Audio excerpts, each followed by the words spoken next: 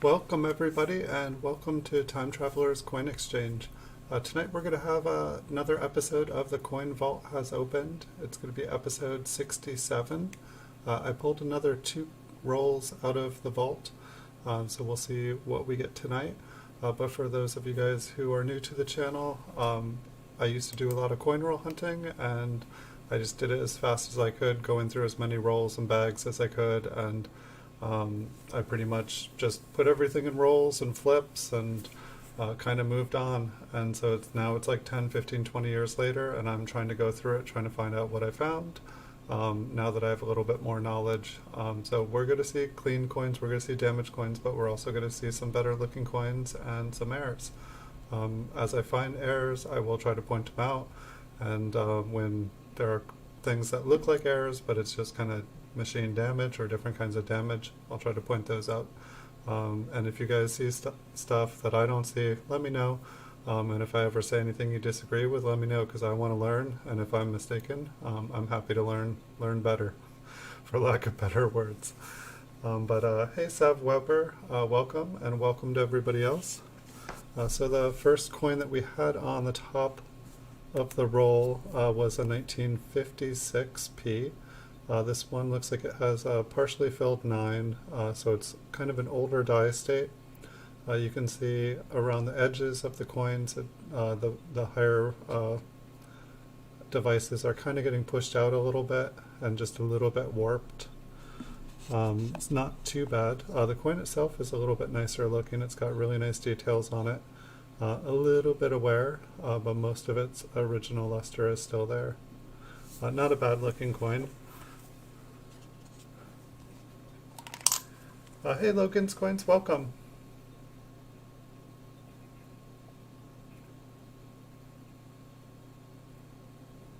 Oh no. I'm very happy to, I'm very sorry to hear that, Logan. Hopefully it was a more common silver certificate, but still a silver certificate is cool. Hopefully it wasn't like super rare one. That is awful. I've always been afraid of doing that too. Like sometimes people like include things as a bonus. This one looks like it maybe has like a little bit of a planchet flaw or lamination error on the reverse.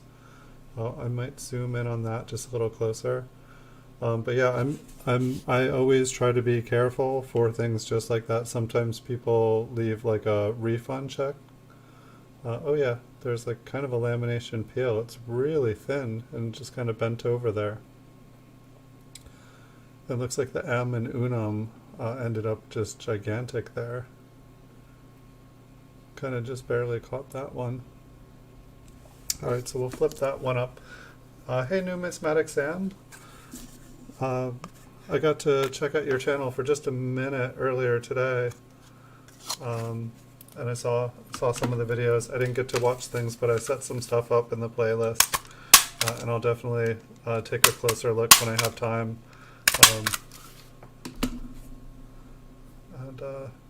Yeah, so this one was, please tell me, it's like yesterday I had my pen disappear too.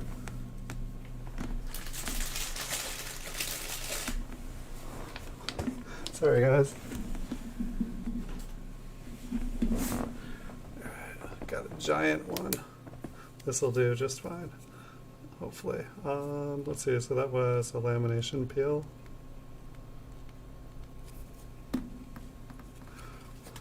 I'm sorry to hear that.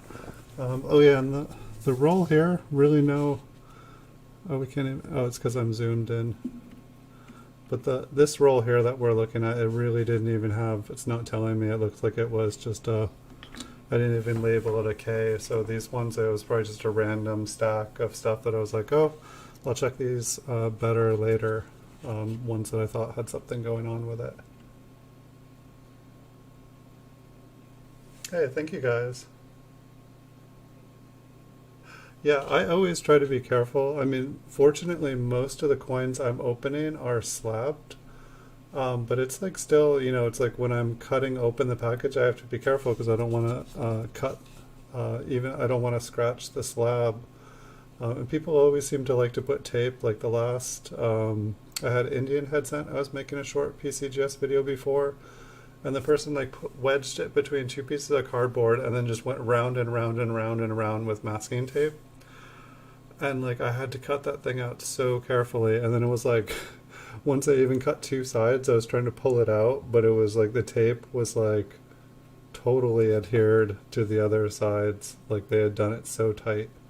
Um, One of these days, like there are some sellers that they like take such, um, gosh, like over there, like some of the Mancellos, they like package them so tightly and so like tamper proof. Like it takes me like 20 minutes to open some of them. Like I just want to like have a video sometime of me trying to open up one of these packages carefully without damaging the coins. It takes like 10-15 minutes. I don't know if they know if it's like a joke to them. I've had a couple sellers who like really, took time and made intricate like kind of packaging. Like it was almost like opening up origami. It was really kind of fun. It's like one side opens up, then another side opens up, and then the middle opens up, and like it was fun. I've had people like, gift wrap it like it's like some like super fancy present, and it like makes this ordinary coin. Maybe not ordinary, but like, this something that you're used to getting, it makes it feel like it's your birthday again. Yeah, tape, staples, like one of my least favorites is when it's like a manila envelope or a bubble wrap and they staple the ends of it just to make sure that the glue doesn't come undone, but then they put the label over the staple. So I go to like cut across and I end up like messing up my scissors cutting through all these staples that I can't even see. Um, it's like you get like a $4 or $5 slabbed coin and you open it up and you end up ruining your scissors. You're like, oh my gosh. It's like you leave in the feedback, you ruined my scissors. No staples, please. Oh, packing peanuts. Packing peanuts are the worst. It's like they get everywhere. Like no, oh no. The other day somebody took like that shredded money stuff and I opened it and the slab was just loose in there, so I just went to like pour out the slab into my palm and like a quarter of a handful of like shredded dollar bills. I guess this one's like your slogan, but it's just all this shredded stuff. I'm like, what is that, hamster shavings? I'm like, look, I'm like, oh, it's dollar bills. It's that confetti, made out of $100 bills, which it's kind of cool. But then I had to vacuum. I was like, dope.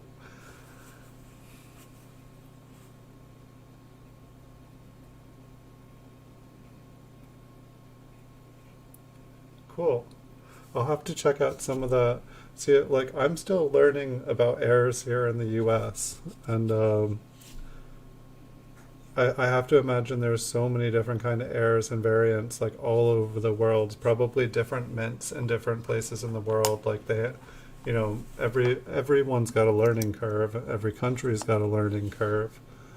I imagine it gets dizzying because different places in the world probably make their coins similar. But it's also interesting, like say the person I got the 10 mint sets from, the 10 proof sets that I won from, which actually I got. I haven't had a chance to open it yet, but it looks like it came. Got that Friday. It's already here. Quick delivery. But that person was selling those, and the mint sets. They had mint sets from the early '60s as well that were from Panama, and the Panama sets, like the envelopes, the writing, everything looked exactly the same as the US ones. And I was like, wait, does like one company, is there like a new world order or like a world bank that makes all these? But I don't know if the US Mint just like kind of like contracts out or how it works. Yeah, you can definitely just put a piece of tape on tape or staples, put that silver certificate back together. Somebody will be psyched. somebody that has never seen one before will definitely be excited. This one looks like it's been cleaned pretty good.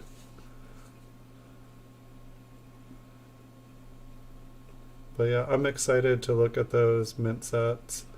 I don't know if I'm going to open them or send them in. I feel like it's almost worth it to just open them on a stream. And I don't know how many of you guys have ever opened like a mint proof set from the 50s. I haven't, so it would definitely be kind of cool. I can't even remember if I've had a like a full proof set, like an opened one from the 50s. I know I had a couple from the 60s. But it's kind of amazing how many proof sets there are. I don't know if it's just more rare when they're still unopened, because I feel like most people, when they get a mint set, they'll open it up, take a look. They'll like take the coins out once or twice and like look over them and then put them back for safekeeping.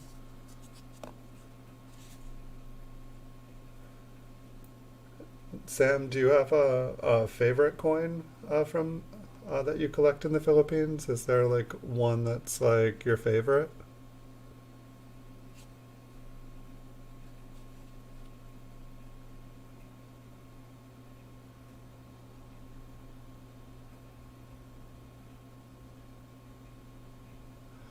Yeah, I don't see a lot of off-center ones here. I've definitely found a couple cuds.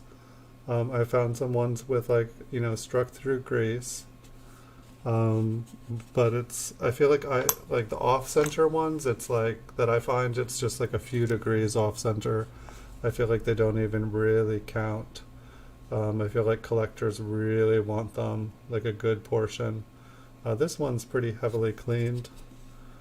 Um, these cleaned coins, when I was going through all these coins years ago, they confused me. They were so bright and happy. And under the microscope, it's much easier to see that they're cleaned. I mean, now I can just look at them and tell.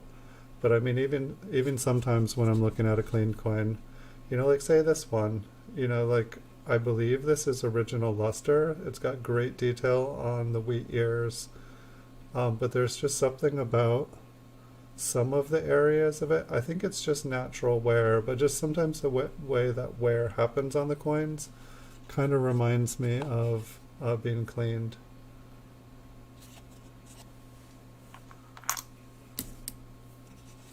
So I definitely went ahead and bought a whole bunch of coins outside of my comfort zone today. I bought a lot of nickels and dimes and quarters and half dollars and like dollars. I bought some Ikes today. I think I got an Ike when I was a child. But I got a couple Ikes. One of them was I think a 1971 silver Ike, which I thought was kind of cool. I think it's maybe like 40% silver. I don't think it's like 90. I'll have to check. I definitely got it for too cheap for it to be a full silver ounce. That is for sure.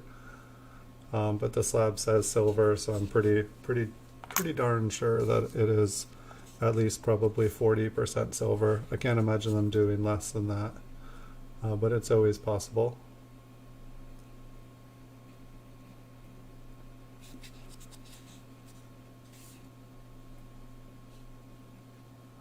But yeah, I bought a lot of coins today.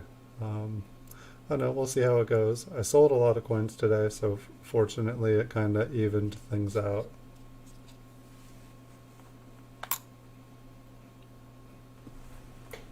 I like coins with animals on them. I think they're some of my favorites. Um, like I think that's why I like the flying eagle so much. It's just I don't know. Maybe there's just something more natural about it. Like looking at an animal, even plants or landscapes. I highly prefer them to It's like I love my Lincoln scents, but I don't know. There's just I'm not really about idolizing people. Um, I mean, there's people I look up to, but it's like I don't really think that anyone should be on the currency. I feel like it's kind of like, putting too much power on one person, like putting too high of expectations on somebody who is not perfect. People can't be perfect. They can do their best. But it's like I don't know.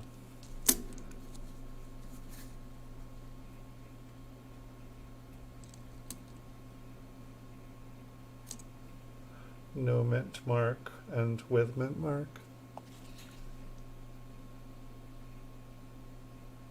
I'm just trying to read what you were saying, Sam. So those are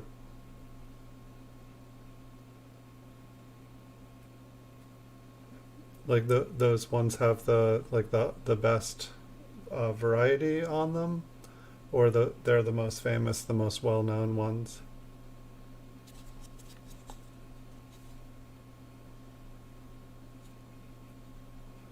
So I guess another thing that was kind of cool last night, or I guess early this morning, somebody did another auction that ended at like 5 in the morning.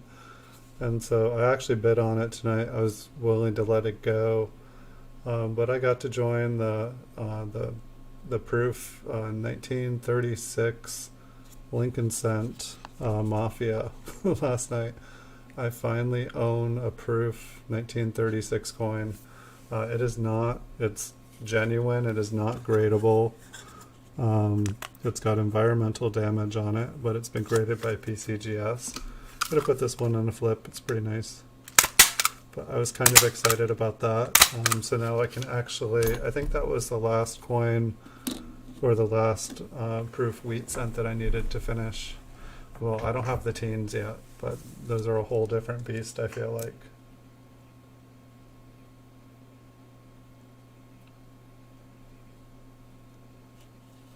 So that's why the mint marks were from different places.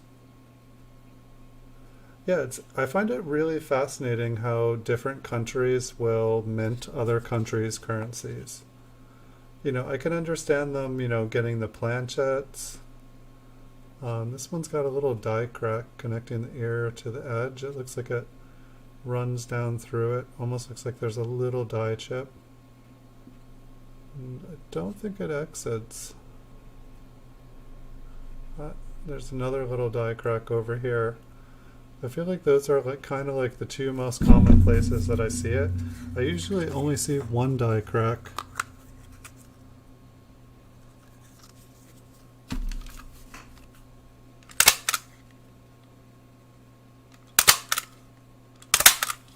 So which one is the better one, Sam? The one from Canada or the one from the Philippines?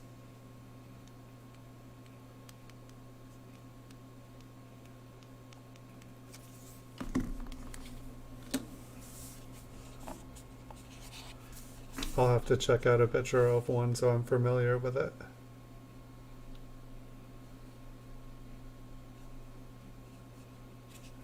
And is it an M mint mark? Do they still use the Manila? Is the Manila mint still in service, or have they changed the mint to somewhere else?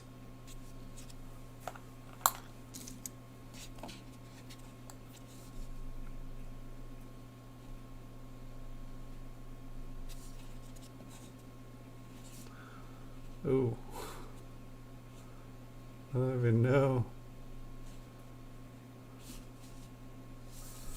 Is that just like a ball of earwax?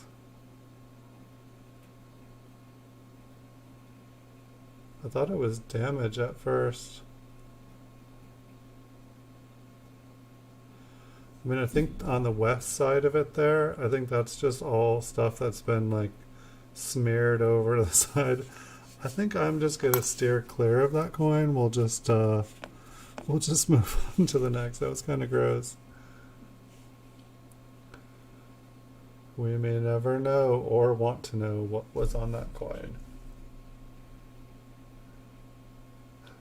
Well, yes, I do staple my flips. I did try, they do have flips that they like stick to each other. You like you close the flip basically, and it doesn't open again. But like basically, like I had like two things. Like some of them started to open up after time, and so I was afraid I would, get used to it. This one's got a little bit of toning on the reverse. It's also got a little damage on the end. But then I was also afraid to have all this adhesive so close. It's like sometimes when the flip doesn't rest evenly. And so I would notice that like a little bit of the coin would be resting on some of this glue. And it seemed like something that would be really unstable that you wouldn't want near the glue. It's like that coin that I just flipped, that one was right up against whatever was on that coin on the last one that was like totally gross. But also if you look, like the stapler that I have is like it totally crimps. They do not, like the flips don't rub up against each other, and they won't rub up against the next one. So that's definitely, like this is the stapler I have here. It came from Staples. You can get other ones like it, but it's like basically you just begin to do the strike and it staples the thing for you. So when you're doing thousands and thousands of them, it doesn't hurt your hand. It's got a lifetime guarantee. So if it breaks, you can just bring it into the store and get a new one. Hopefully that never happens. But it's like not many things like that. Hey, thank you, Andrew. It was actually because of you that I got to join the 1936 Proof Mafia today. So thank you for buying those coins. I used the money that you gave me through the purchases to pay for my first 1936 Proof Lincoln Wheat Cent. So thank you, Andrew. Thank you so much. Looks like we have a little baby Liberty here. And I'm not positive, I think the presidency one that you got, the 66, Andrew, I think that one, when I was looking at it, I think it's got some kind of like pink toning on it, which is actually, I don't really see that on the bicentennial cents. It's basically a red color, but it seemed like it had kind of like a attractive, nice pink glow to it. I think you'll be happy. If not, it's always got a home here. Brilliant. I was looking at your coin. I was looking at your coins actually last night, right before I bet on the other one, and I was like seeing your satin all the way up there at the top, looking really nice. I just I wanted to like check and see. There's a really nice a 1936 Brilliant up there that's really nicely toned. I honestly wish I had gone and bought that one. It was full price, but the one I got, it's genuine. It's not gradable. It's got some environmental damage on it, but it's probably the cheapest one I'll ever see, and it's still pretty attractive. But yeah, I got the low ball. I don't know. It's a start. It's somewhere to start. Hey, Jimmy Lacari, welcome. Stop by and hit the like anytime. Thank you, thank you, thank you. Yeah, I've been buying, anytime I'm able to buy the 2009s up, I do. It seems like 2009s are probably in the like top 10 sellers. For a while, like I actually put a ton of my 2009s up for auction just to kind of clear them out a while ago, because I had them for so long, but then all of a sudden they started selling, and I was like, whoa, I'm out of that one, and so anytime I've been seeing them, I have been buying them, and they've been selling really good. I'll buy the satin finish, I'll buy the business strike, I will buy the proof, I will buy the master set, I will buy the legacy set. They all sell like hotcakes. I could not believe I bought I think it's the legacy set. It's the 5 coin set. with like the like silver dollar size one. And that one, I just bought it. I'd never seen it before. I was used to the legacy sets, and that thing's $150 for the 5 coin set. I was just like, what? Like I got it for like $50. And then I just, I never bought one before, so I didn't know how much they were worth, but I bought it at auction.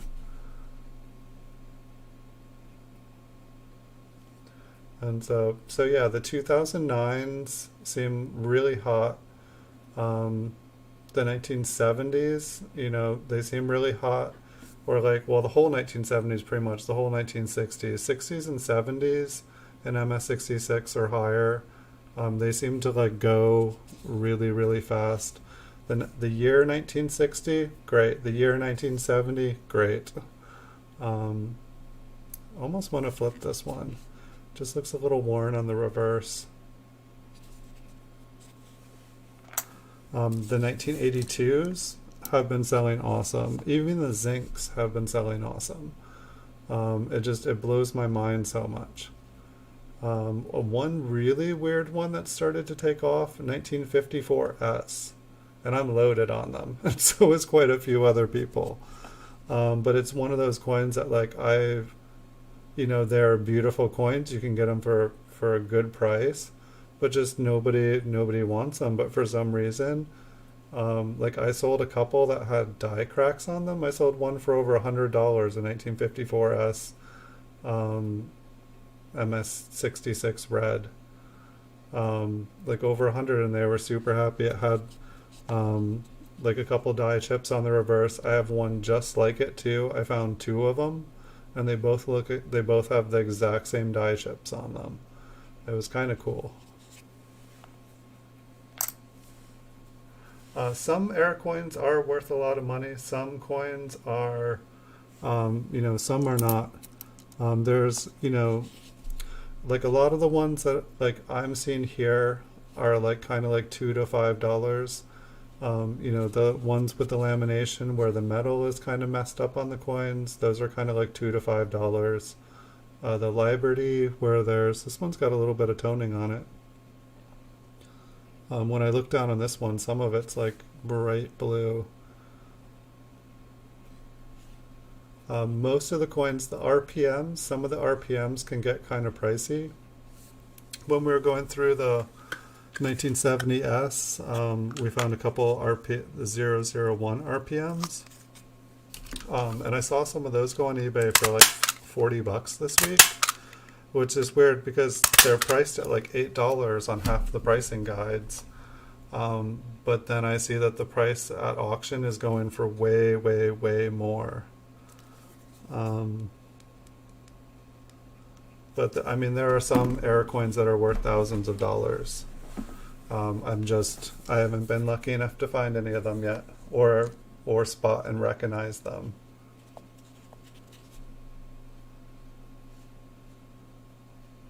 This one has some kind of cool looking. This one's kind of got like a blue silverness to it. It's like I don't know. It's like with surfaces like this, it's like I'd almost feel like it's been cleaned. But I really don't see damage. I see like little tiny marks on it.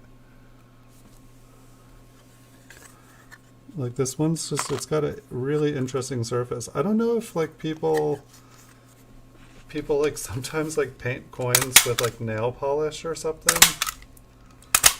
Or like what, if it's like mineral oil, if they like coat stuff. I feel like coins from like the teens, I find a lot of them where they just, they almost look like they're wet.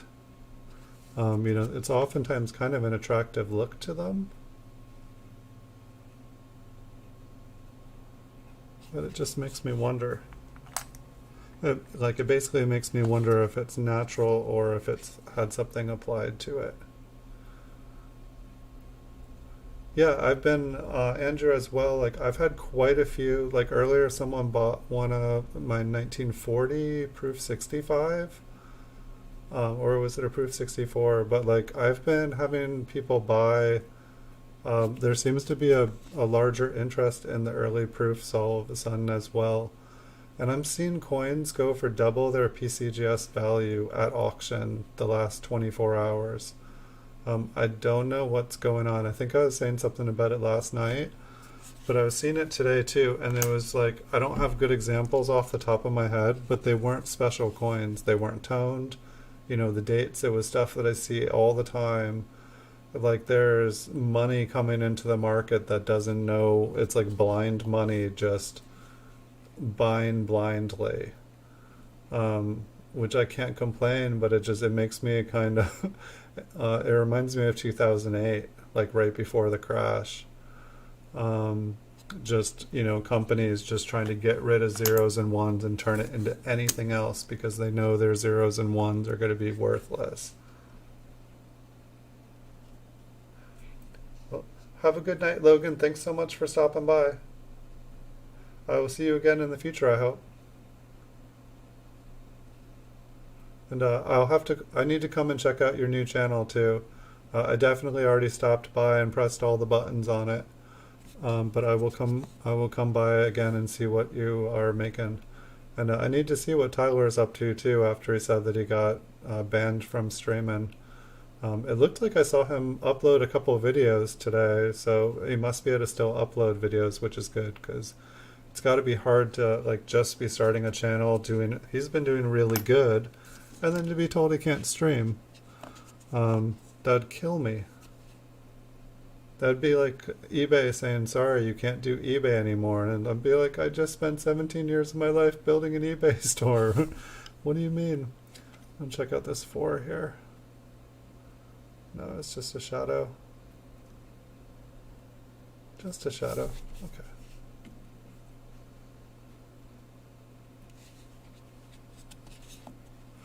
But yeah, I bought a lot of nickels, dimes, quarters, half dollars, silver dollars today.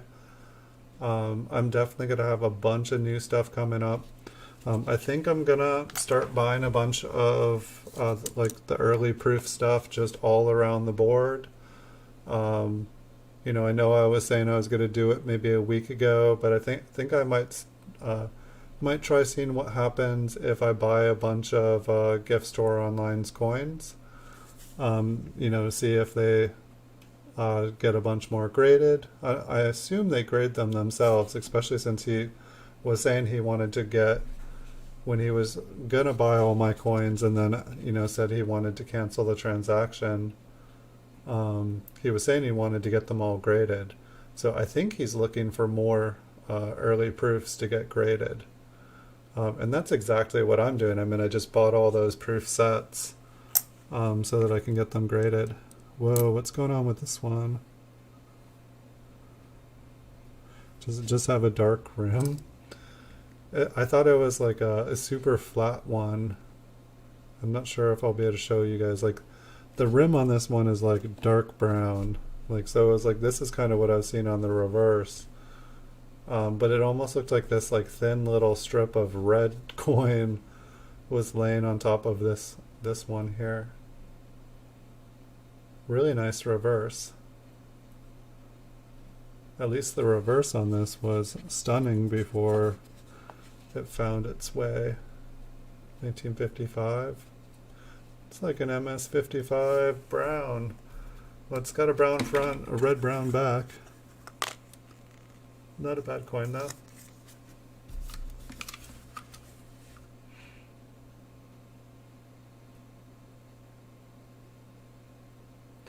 Yeah, well, it definitely, for silver, it's really interesting. From what I've noticed, or let me finish reading what you are saying here before I respond.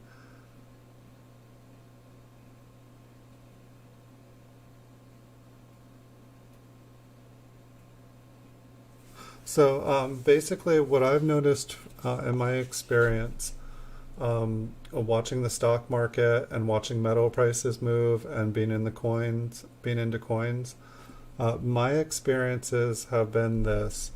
One thing for sure, silver, when the price of silver goes up, basically all numismatic coins like I'm trying to think, like when the price of silver moved up last time in 2008, um, basically what happened is all the numismatic coins that were less. This one's got like a lamination error right here.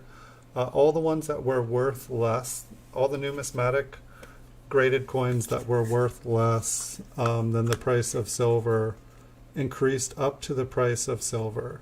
And then as well, because the price of silver was going higher and higher, more and more silver coins got melted. And basically, I don't think anyone was keeping track, but it just became kind of common knowledge that like more and more of the coins were disappearing, because the higher it goes, the more incentive, the more numismatic coins are all of a sudden worth being melted.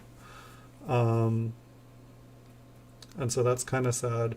But definitely what happens is there becomes a point where the price of silver and gold becomes so much that people they don't have confidence that it's going to stay. They're like, oh, I missed the boat. And so they don't want to buy in high. And so they look for a place to park their money. And then coincidentally as well, when consumers start to get confidence again, and they start to basically sell their gold and start to invest in other things. I don't know, I guess it's two parts. When they lose confidence in gold and silver because they see the economy is doing, they sell off all their gold and all their silver if the price starts to tank, and then they look for a safe haven to put their money, so they don't get devastated. Sometimes they can go from gold to silver if silver is already low. And I don't know, it's interesting. It's just, it's like you look for, when what you're in is falling, you look for something that's either stable or going up. And you just kind of try to like jump from place to place to place and not just be like stuck on something going down. Like sometimes you lose a little bit of money before you can do that. But it's like if you keep, if you just don't stay on the one that's going down, you end up getting money. Sometimes it's easier done than said.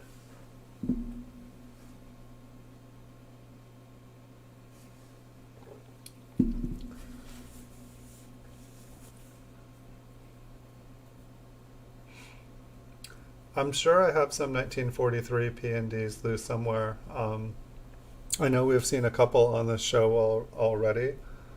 Um, they're probably not in the most awesome shape, though. Hey, Make America Great Again. Welcome.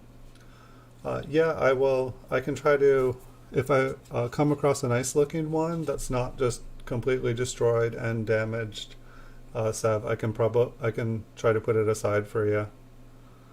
I definitely have quite a few of them. It's not like if I had one or two less. Um, it's definitely not going to hurt. The hardest part for me is just simply like, it's like the coins are no problem, but the post office, like if you try to send a penny these days, they try to like make you pay like about $3.50. It's kind of ridiculous. It's like I feel like if you do it just right, you can still get away with sending a penny, but it's like you kind of have to like fold it perfectly so that it stays right in the center of the package, because they just use like a little cardboard thing. If it goes through it, they'll allow it for like 2 stamps or something. But it's like basically they're like, yeah, stamp gets you a folded piece of paper inside an envelope, and that's it these days. And then maybe I can do some giveaways with some steel cents as well.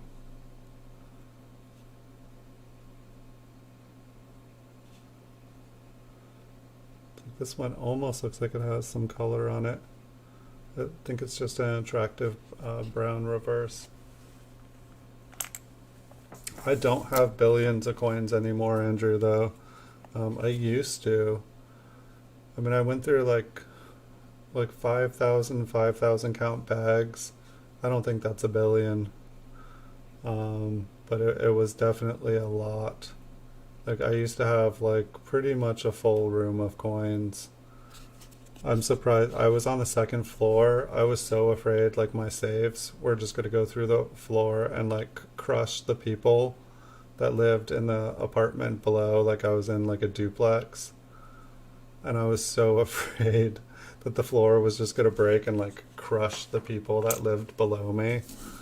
I don't think I think it would have been like basically murder. Um, I'm glad that didn't happen. Oops. So it doesn't seem like this roll has had a whole lot of errors. It seems like either the coins have been kind of AU to low MS. So this one kind of looks like it would have been what I would have called like a keep roll. I thought that, coins of about this grade, I put these away like 10, 15 years ago. Now, is this a struck through? People keep saying, oh, that was a struck through. It's like I almost feel like,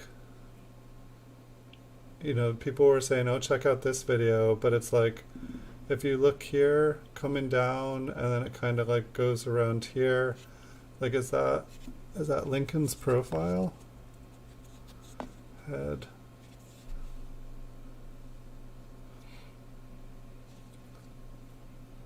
I think that is a struck through. I'd love to hear one of you guys say it is, because if it is, that's the first struck through that I've ever noticed myself. Cardboard coin flips. I wish I could tell you, Sev. I got mine off of eBay. Hold on, let me see if I can focus. Yep, that works. I noticed that if I let my chair focuses the camera, and I don't have to go like this. I bought my flips on eBay like 15, 20 years ago. And so I don't know if that dealer is even still around. You can buy them in like groups of 100. But basically what you want to do is like, get as many as you can in one box because you'll save on shipping. But definitely get ones that say dustless, because even the dust ones will attract dust, but the ones that don't say dustless, they're just covered in little paper stuff. Everything you own will get covered in like paper dust, the coins will, and that it'll oxidize on the coins. It's not pretty. Now I feel like I'm gonna see like millions of struck throughs. This one's got a couple die cracks on Lincoln's head.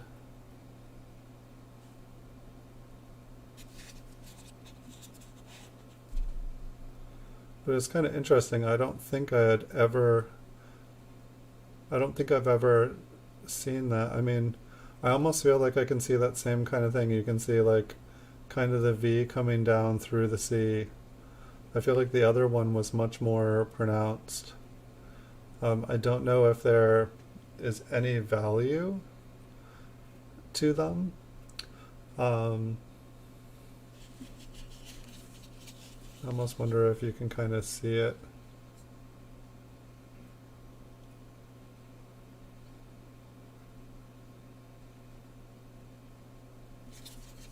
It's funny, like I see it when I look here, but I don't see it the other way. So this one, and so now I feel like I'm going to see it on every single coin. But the other one, I definitely, this one's got a little bit of fun toning. Try to pick this one up carefully. I mean, there is some wear on it. And it's like, I can say that it's been naturally toning for the last 15 years in this tube. Maybe a little dye chip on there as well. It doesn't look like the reverse has the same kind of color to it. But the front was pretty there.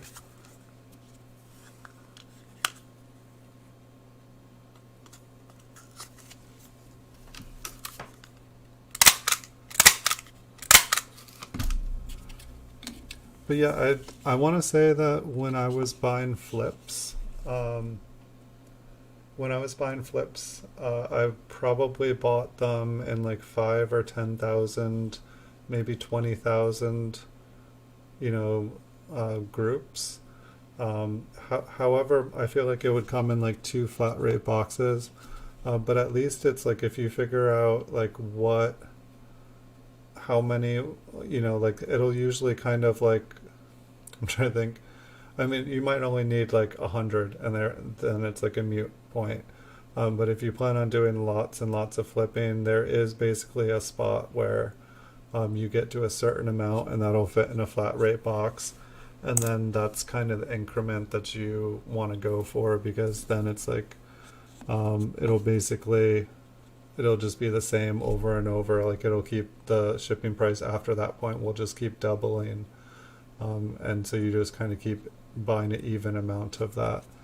Then also sometimes they're just sold, and you look for 1,000 flips, and you see what's available for that. You type in 2,000 flips, 2,500 flips, 5,000 flips, and you just kind of try to find what you get the best deal. You have to be kind of careful sometime from my memory, because sometimes they'll it'll be like 5,000 flips, but they'll give you like 1,000 penny, dime, nickel, quarter, like 1,000 of each. And so you'll want to make sure you're getting what you want.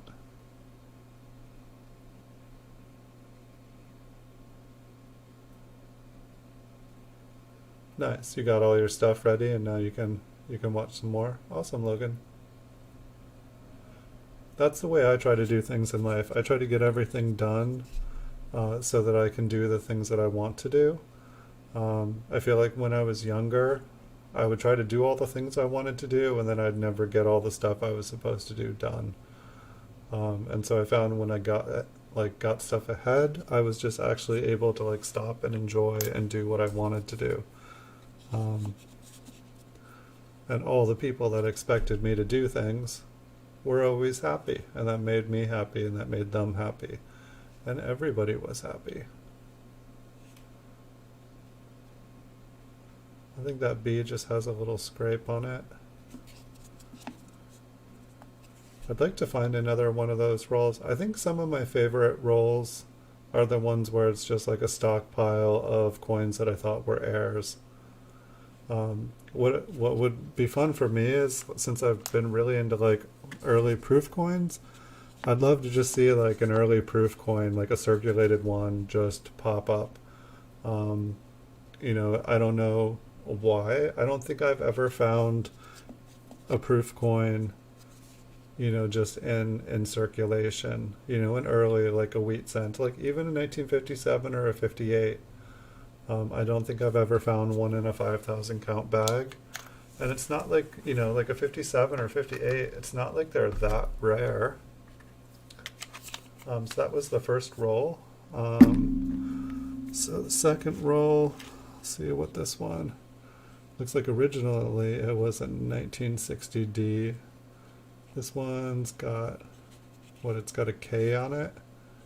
Or I guess the K would be this way, but I don't even know. Is that like an E? I started to write an E and then scratched it out.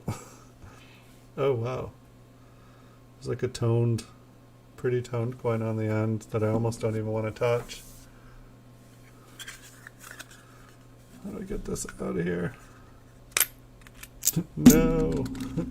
I just creamed it. Alright, I'm gonna pop that in there. I'm gonna flip it, and then I'm gonna touch it. It looks like it has some really nice colors.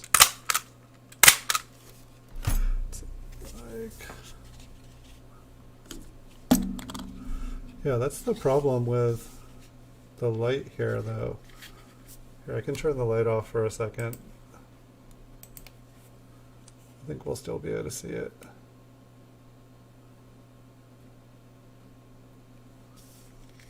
We'll see if we can get the... No, it's just going to be a pain in the butt, huh?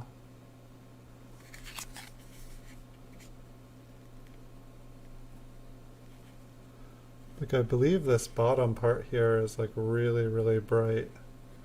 It's just funny, like, we'll see. This one, like, just taking off the top, looked really pretty, and it's just funny how I can't see it. I don't think this was the side I saw. I think this was the side but it's like inside the flip. I maybe should have shown it to you guys first. I think that this roll might have a lot of them though. We will see. Alright, we'll keep on going here.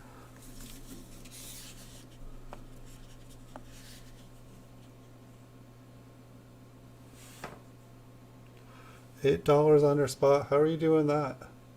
Only dealers get $8 under spot, my friend.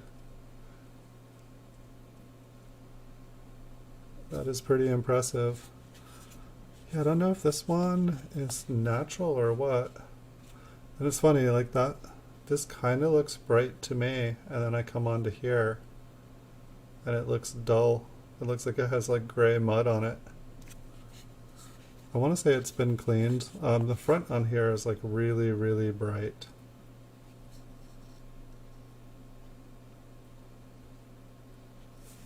Like it's almost too bright.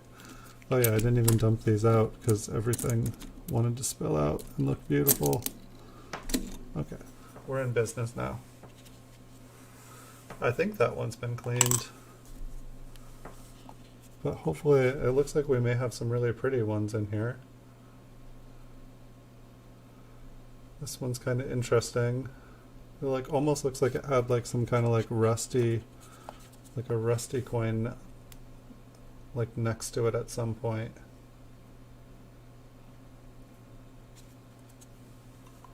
Let me get a little bit of water. Oh, it's funny. It looks, when I'm looking at the replay on the other monitor, the coin actually looks nicer than it does when I'm looking at it on this one. It's kind of funny. Yeah, but these, I don't know, it's weird. Like they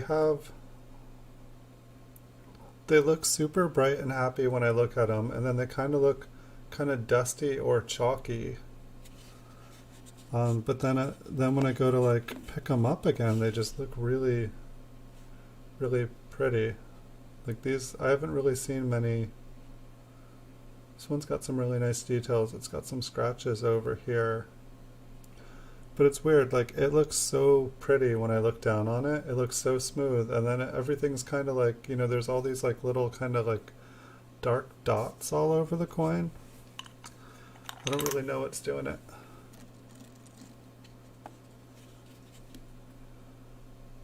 This one here is just a little bit brighter. It's not really flashy like the other ones are. It's just kind of a more even red color. I guess this would probably be a red-brown.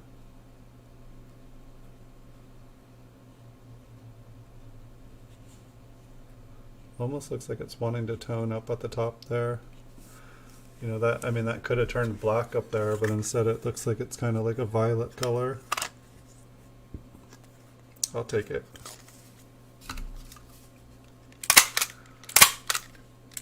I think I might have gotten it, like through all the dimes and quarters and half dollars and stuff, I might have gotten a couple ounces today. It's so weird. I don't consciously try to buy silver, and all of a sudden I'm accumulating silver. It's kind of silly. And then Edwin, he sent me a silver coin that I got yesterday. I'll show it to you guys because it's cool. I think some of you guys got to see it last night. Oh yeah, that was just... Here, I'll show it. So this came from Edwin Vasquez. But it says it is silver on the coin. It's really kind of cool. And so he does. I'll see if I can. I feel like my green screen kind of messes it up. But Edwin Vasquez, Rican X Tiger coins, and the green screen makes all the leaves look really kind of cool. But it says 1/10 of an ounce, 999 fine silver. But it's definitely got a cool feel to the coin. I really like the work this artist did. Alright, back on to Pennyland. Oh, here we go. This one's like bright purple. It's definitely got some circulation to it.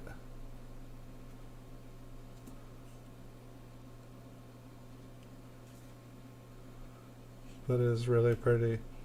I can't wait. I got a couple really beautiful toned coins. Some 1923s of all dates. They are genuine grade or questionable color. But they are like beautiful. I think they're gonna pretty much look like the 1933 I had. At least one side of each. One is like super blue purple toned on the front, and the other is super blue toned on the purple on the back. It's kind of cool, and they're both the same date.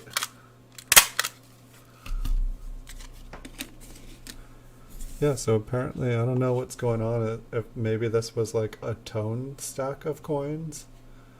Usually it was like I would have a stack that was like heirs, and then I would have a stack that was, like AU low MS.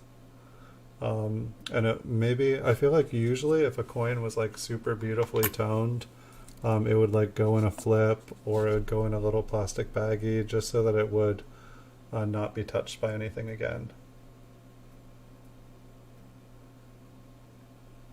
There's nothing better than free silver, Sev. It is the best.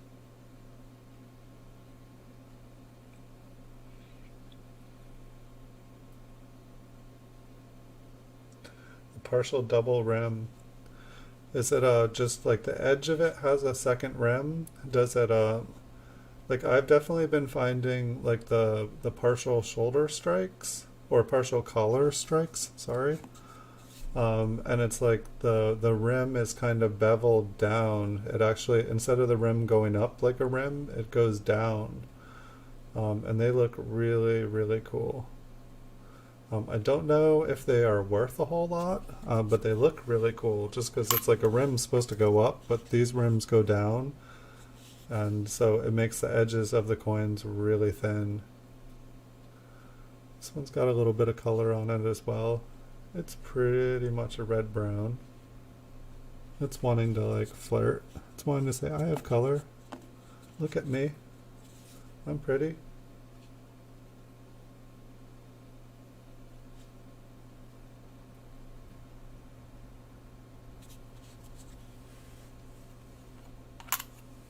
There definitely are some 1972 double dies that are pretty awesome. I don't think it's the rim that's doubled on them. But if you ever find a 1972 that has, some really beautiful doubled lettering and stuff on it, like definitely keep that. It's worth money. Yeah, this one's got some attractive toning on it too. It's like I almost feel like I should be leaving this roll alone. It's like, I will open this roll, I'm closing it back up. We will see it in 2050. When, these 1950 coins are 100 years old. And that's kind of like on some of the canvas bags that I put away with nicer coins in them. It's like I wrote like, do not open until, 2018, do not open until 2028. And, it was my reasoning, like looking, it's like I looked back in time to when coins started to like be worth money. And so I kind of used that as an estimate on like, what coins might go up in value in the future. But I didn't really take into account mintages and, survivability of, coins made in those times. And so here we are in that time, and prices have gone up, but, I was under the assumption that like, all these coins and stuff I'd be able to sell for like $1 or $2 at least. And it's like, that I could just sell like a 5,000 count bag of them and sell it for like $5,000. Like, I don't think that's happening though. At the same time, it's like in the bag of 5,000 coins like this, there's probably quite a few coins in the bag that could possibly make it worth the $5,000. But it's just, yeah, I don't know. It's like, I don't know if I would just want to take a chance and, sell some of the bags, but I feel like there would be I don't remember what's in them, so it's like I feel like it would be weird selling them. And then somebody could just buy them and be like, no, I didn't find anything, I want my money back. And it's like I remember when I sold like unsearched wheat penny rolls and stuff on eBay, like people would like open them, take out the better coins, and like, be like, I changed my mind, and get the roll back. There'd be like 40 coins in it, and I'd be like, where'd the other ones go? And they're like, that's how it was. This one had some like little die chips on it. Kind of looked cool. I'm definitely trying to organize all the different errors. Instead of me saying I have a bunch of errors, I can be like, this is my die chip collection. This is my Liberty error collection. These are my lamination errors. These are my CUDs.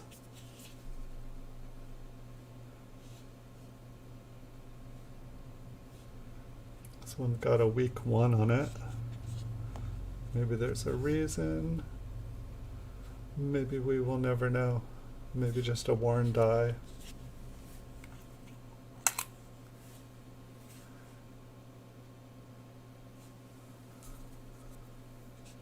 It just doubled a little bit, or the rim cracked.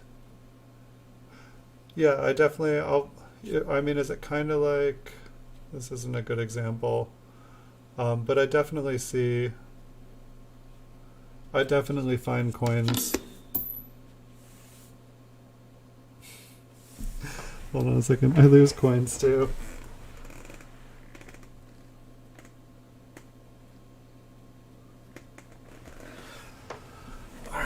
I lost one. I will have to go fishing. I think I was putting that one away. So I don't think we're missing anything. But if I find one that looks, I guess that's one problem of having coins on a little ramp thingy like this. It's like, this is what my camera came on, and so I put the coin on here, and then I can just balance it under the microscope and kind of pivot it in a circle. And that way I'm not going like this. It makes me dizzy when I do that. When some of the coin stays, it seems more fluid. This one's got a little bit of toning. What did the reverse, or the obverse, excuse me. Yeah, I don't know what to do with these coins. Like, there are a lot of them with just kind of light toning, and you never know what coins are going to do. Like, just jam them all in there. I think that it's just a worn die, to be honest. Wow, look how thin the die is on this one. 1953p. I'll find an example of one here, I'm pretty sure, in just a minute, and I'll ask if it's what you have. Like, they definitely kind of like get a split sometimes when they're really, really worn. Sometimes I feel like it's kind of like a machine doubling, where it almost kind of strikes twice. It's funny too. I mean, there's kind of like, if you look at the edge over here to the right of the wheat ear, there's kind of a line going down. It almost looks like a double. Sometimes if it's, significantly off, I think that's an off-centered coin. Sometimes it'll be just a little bit. Collectors, I think they want it to be like a certain percentage. People that collect off-center, they want it to be a certain amount to be considered like rare.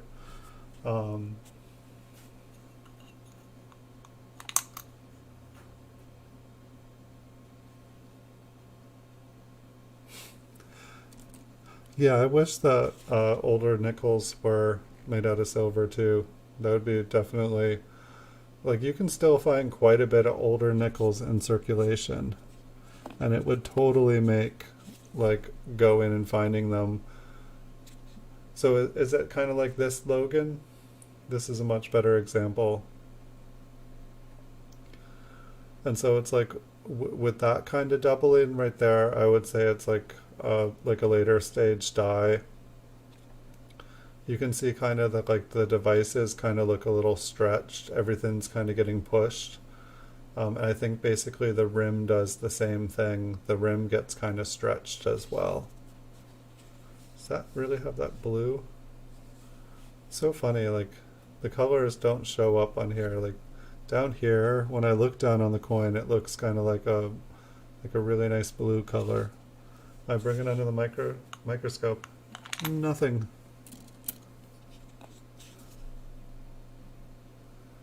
But yeah, pretty much almost every single coin in this roll has had some kind of toning.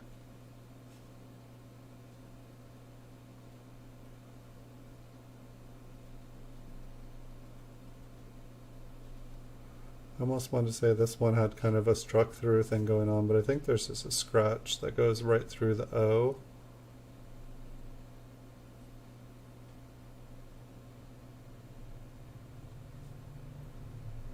Yeah, I definitely would say this one has some toning. It's got a little tiny die chip on it, up on the ear there.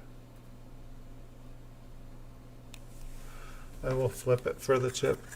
The chip gets the flip. And it's just will happen to be a toned chip. It's like part of me wishes that I had like this one's like beautiful too. I know it's interesting though. This one looks super dull, but when I put it down there, when I was putting it down, it just shined and shined. Look at those die cracks on Lincoln's head. It almost looks like he has like a doubled ear.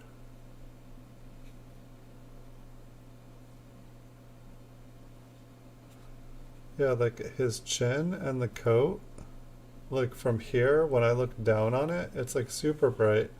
And then under here, it's like super dull. Like I was gonna say when I looked down on it, like, oh yeah, this one's going in a flip too.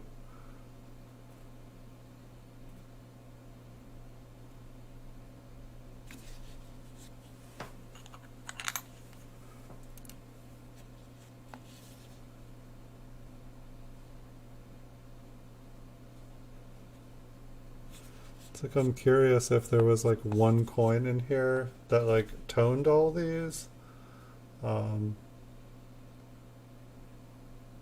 Maybe was this the roll that had that like really gross looking thing in it?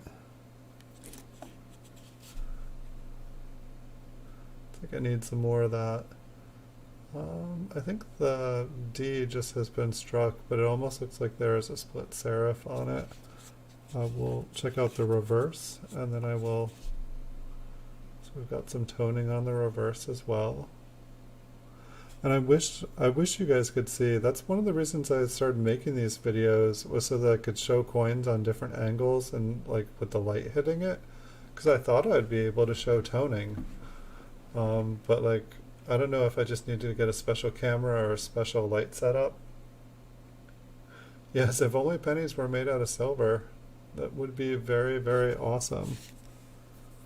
But I'm happy.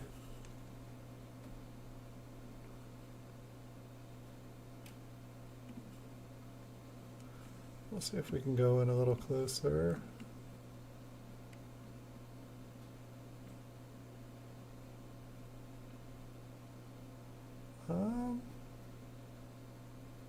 That kind of looks like it might be an RPM.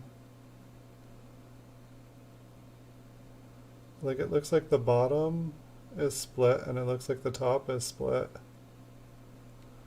So 58D.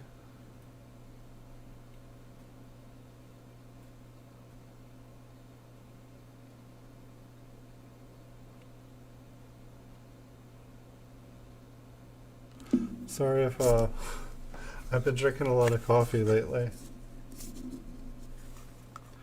Yeah, I mean if pennies were made out of silver, we wouldn't have a functioning government, because the only reason we have a functioning government is because they took all of our silver, they took all of our gold and gave us IOUs in the form of a paper fiat currency system. And then they took all of our copper in 1982 and left us with zinc that rots away if we leave it out. It's kind of funny. Hold on one second.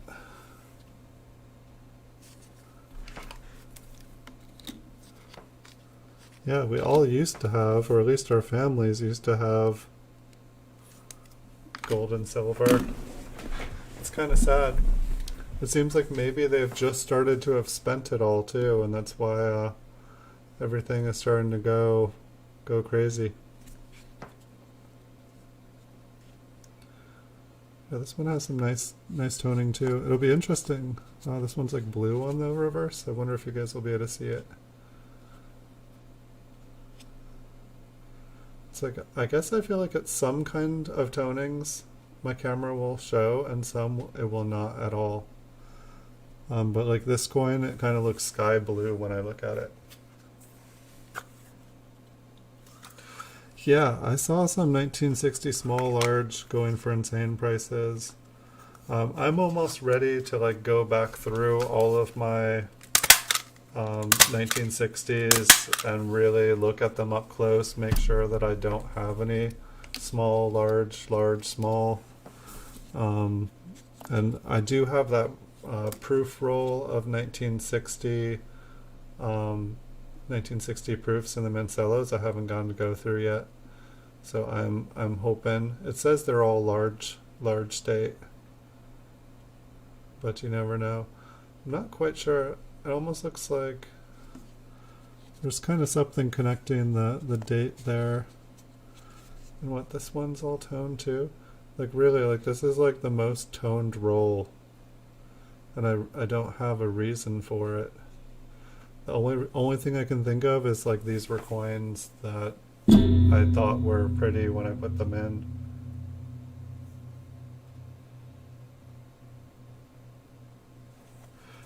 Yeah, I hope so. I'm gonna put this one on a flip.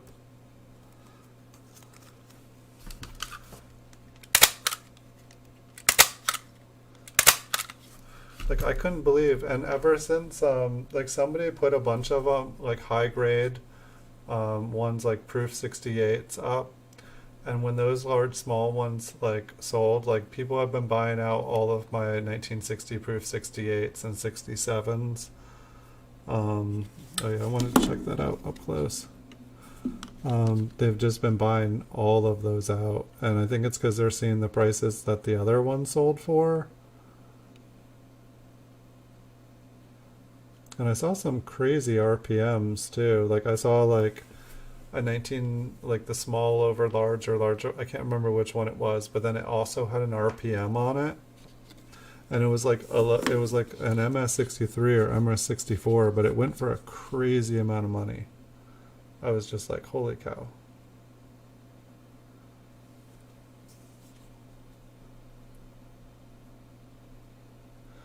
Yep. It's really interesting too, though, like how I feel like gold and silver used to have a ratio that were much closer to each other, and I feel like all of a sudden silver is trading at like 1% of gold. Like it's like silver is like what, like $1,900, or I'm sorry, $19, and like gold's at like 1,900. I feel like historically it used to have like something like a 1:16 ratio for nearly ever, which makes me feel like either like gold is like way overvalued right now, or silver is way undervalued. And it's, it could really be either one. So it'll definitely be interesting to see how gold and silver kind of, it's like, I guess like if it was me, I would be investing on the one that was, like if gold was way, way, way higher than that ratio, I would be investing in silver. And then if the ratio got too close to each other, then I would be investing in gold.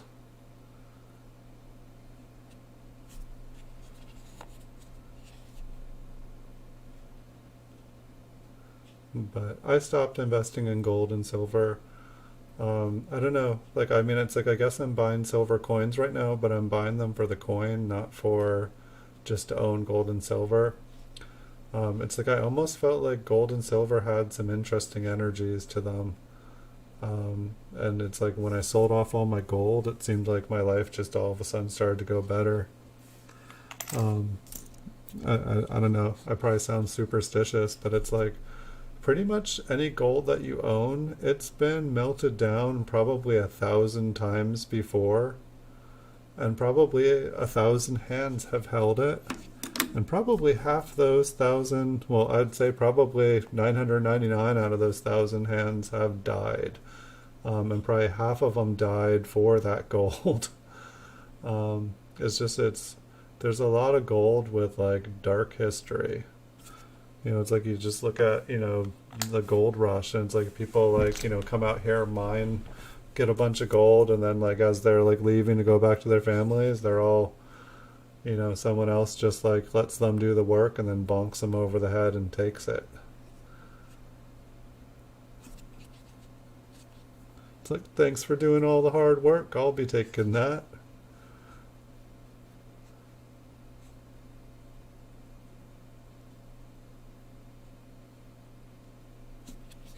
Alright, I'm gonna grab some more water.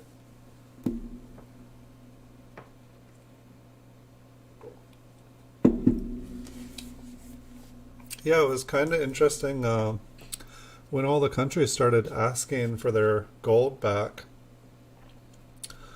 and how we seemed like we didn't have any gold to give them.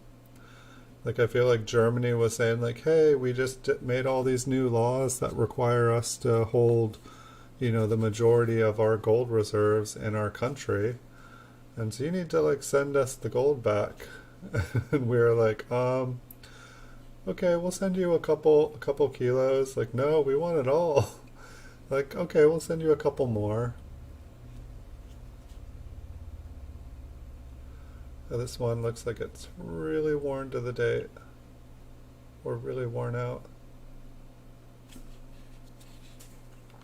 So it's definitely one of the prettier rolls. It's definitely not high grade uncirculated, but definitely some pretty toned coins.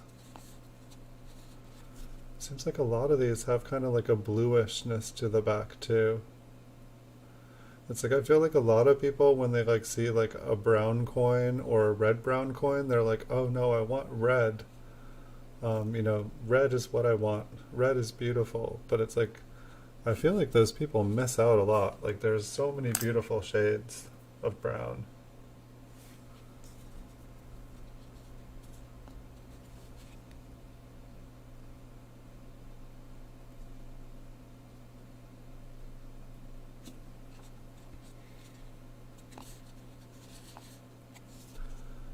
Got a couple more here.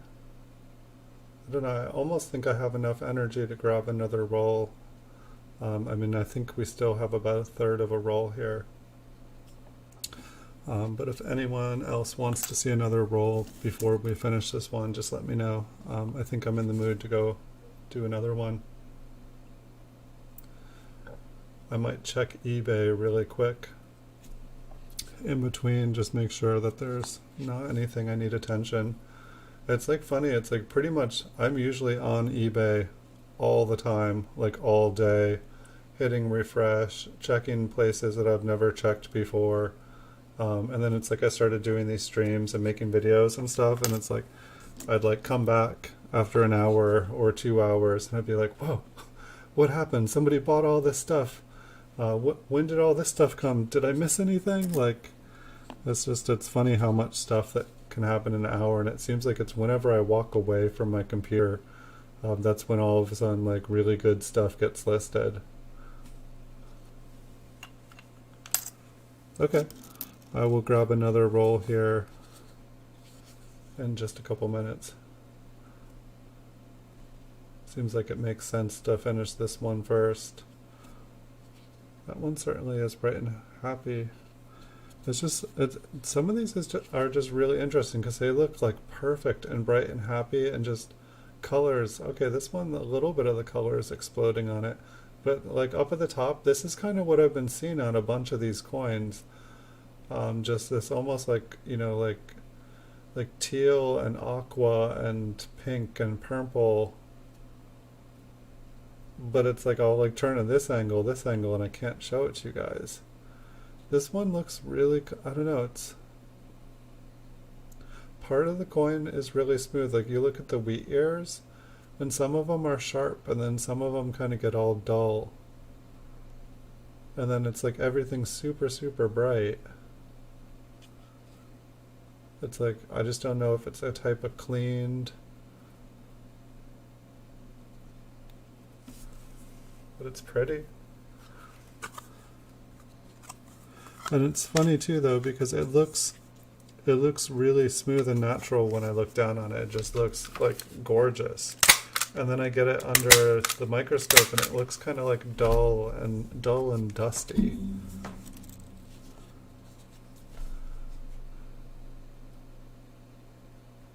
Yeah, this was a nice roll. This was a fun roll.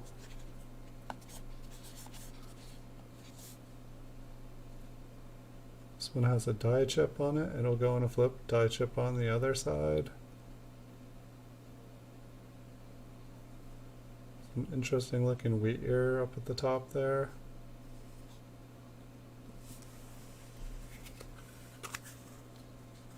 So I'm just like cruising through these flips. I was like, I'm gonna stop flipping coins. I'm gonna just sell these raw. Flipping them just makes them cost more if I need to ship them.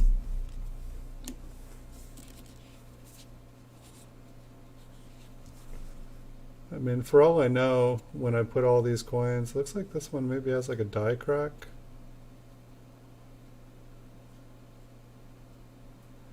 I don't think that's a scratch. Gosh, like that field is really pretty.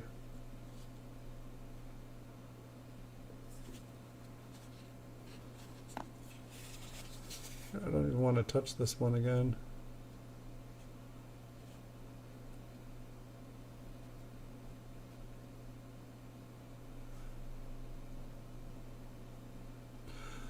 Yeah, I don't know, like one thing I'm noticing, like the surfaces on these coins look different than any of the coins that I've been looking at on this show. And I really don't know what it is about them. I think I flipped that on the wrong side. It's going to be a 4 staple flip there. It's okay. I bought enough staples for life. I will be willing away my staple collection to somebody when I die. I probably have enough for their lifetime supply. It was like one of those things where I was like trying to find the best price to buy staples in quantity on eBay. And, I'm looking at this. I'm like, okay, that's a good price. Okay, how about this? This is a good price. And it's like, just like, this one's got like a little lamination error going through it. Just like kind of straight up here. Oh, and right through his head too. But yeah, it was just like, and then it was like all of a sudden like, I think it was like 3 flat rate boxes for like $50 full of staples. And I was like, okay, I will get that, and I will never need to buy staples again.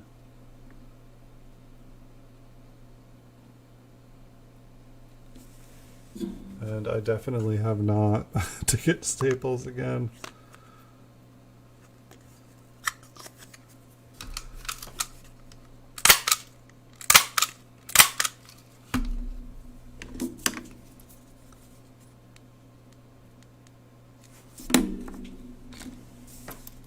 I'm just glad that they were the right kind of staple, because that would have been kind of bummer.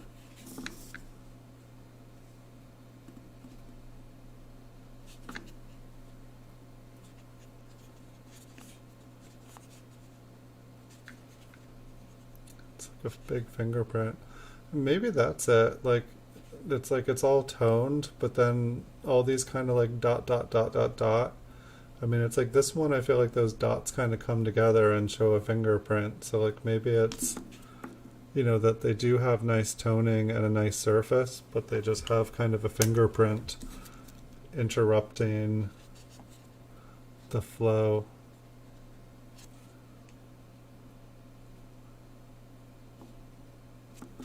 I guess that's kind of sad when I think about it that way. But I mean, all of these came from circulation, I'm pretty sure. Like if like whenever I pretty much like came across a roll that was like uncirculated, like everything was red in it, I didn't even open it, I didn't search it, I just closed it and like wrote, you know, uncirculated. I think that I still have most of my uncirculated rolls. I don't think I sold any of them, but I have not seen them in like 15 years. So I really I don't have a clue where they are. I never really it was more like when I was buying a large collection, when I was buying out rolls, that's usually how I'd acquire them. I would just, you know, randomly kind of get a roll mixed in. You know, they were kind of like a bonus. You bought like 100 roll collection, and there was just happened to be some like that in it. Can I get it to bling? Can you bling for everyone? I know, like the wheat ears almost kind of look like a purple color when I look down on these ones. Or this one here, rather.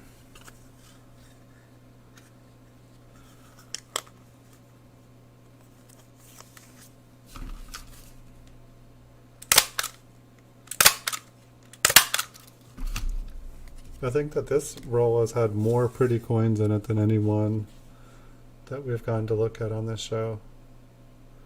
Pretty darn sure that that D there has just a mark on it.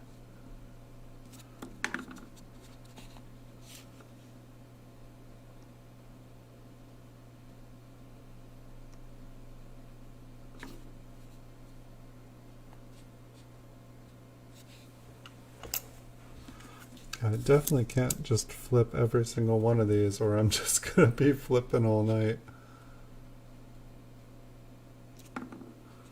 Almost looks like, kind of looks like there's some machine doubling on the 6.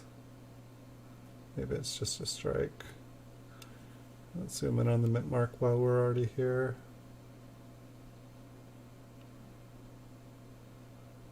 Just a nice big mint mark. I'll zoom back out.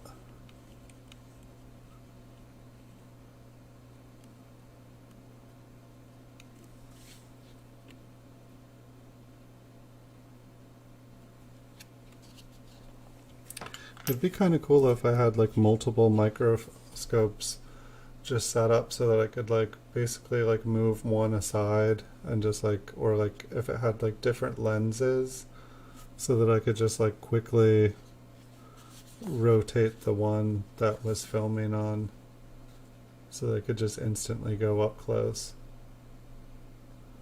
I feel like there has to be a better way than like me kind of like dialing in every time. It's like I love figuring out how to like make things smoother and lose less time. It's like, I mean, that's one of the things that like roll hunting was all about. It's like, okay, how fast could I efficiently look through, you know, this bag? You know, like, okay, how much time did it take? Like, how many copper coins did I find? How many wheat cents did I find? Like, you know, how many Indian head cents did I find? And like just trying to like figure out like mathematically like, you know, how I could do it faster. Think about how I could do it better. I don't know, it makes it fun when you're like, you know, you kind of turn it into a competition and you can compete against yourself.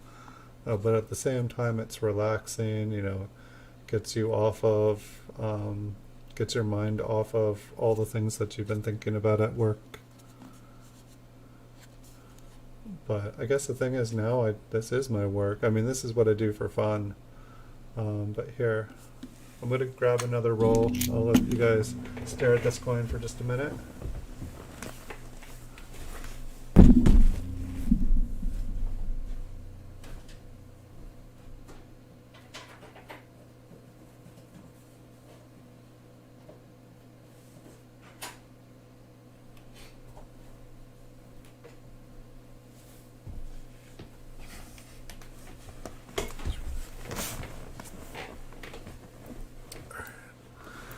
It looks like this next roll is a K and an E. I feel like, to me, that always seems like it should be a good thing. I feel like, or like, oh, it'll be like errors that I should keep. But we'll see. I feel like I've been let down sometimes, but I feel like it's only because I kind of like thought it was going to be really good, and then it didn't live up to my expectations.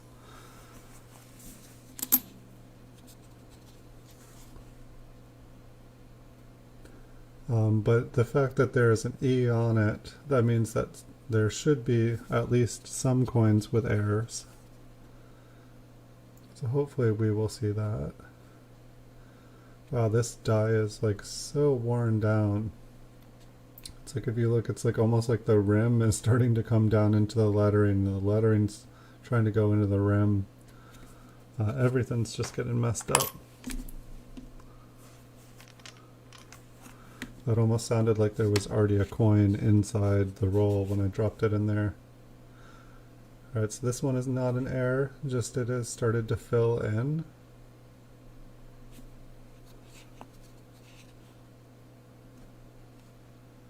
Doesn't mean we shouldn't check the back. Just give me 1 minute, I forgot to check. Okay, doesn't...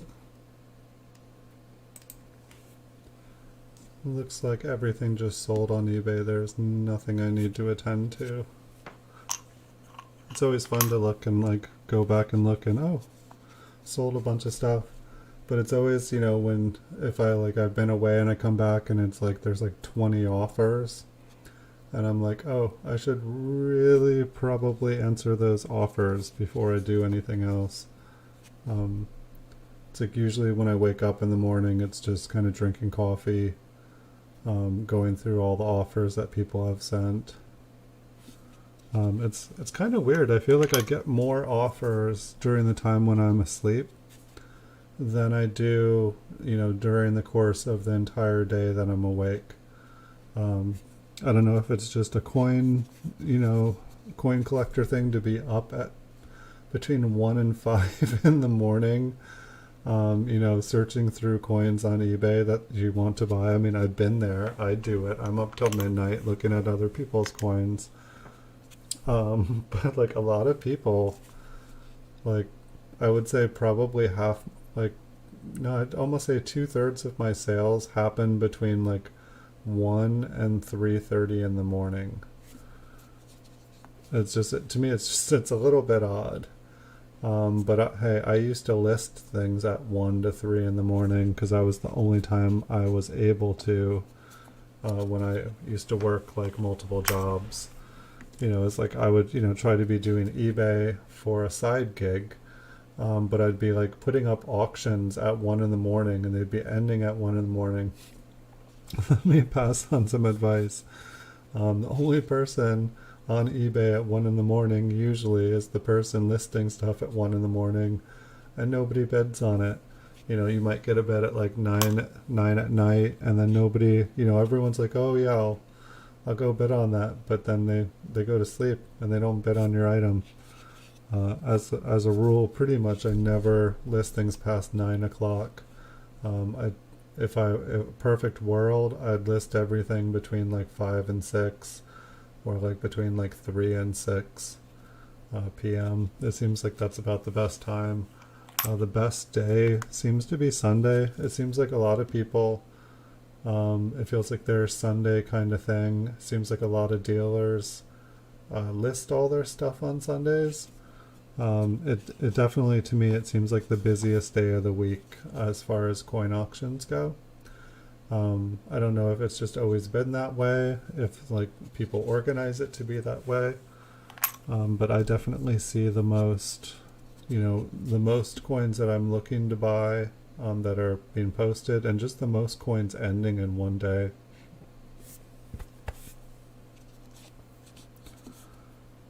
Dun, dun, dun. This one's got a little bit of tone to it.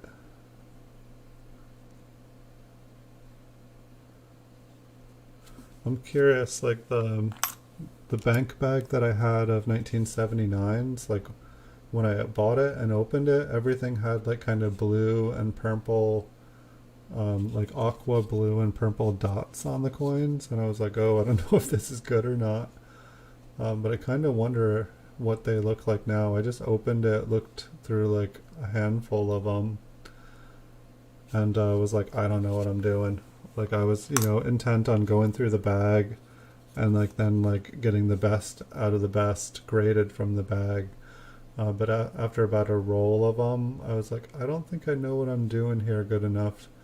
It's like okay, I can tell between uncirculated coins and like uncirculated and AU, but I didn't feel, for 1979 you really need a MS65 or better. I do sell MS64s, but if I'm getting them graded, MS65 is kind of the break point. If you get a couple 66s, they'll probably pay for the grading batch. I mean, I guess you want 67. I feel like the price has been dropping on them though. I feel like people saw that there wasn't enough of them graded, and I feel like a couple people have kind of stepped up and gotten a bunch graded. Seems like quite a few of these have been cleaned. And I feel like that's a little bit more normal. And some of the ones from the last roll, like I kind of couldn't tell what was going on with them. It's like I want to assume that it was just natural toning and natural kind of surfaces, but they just, they didn't look like these coins. They didn't look like any of the rolls that I've gone through. They just look different.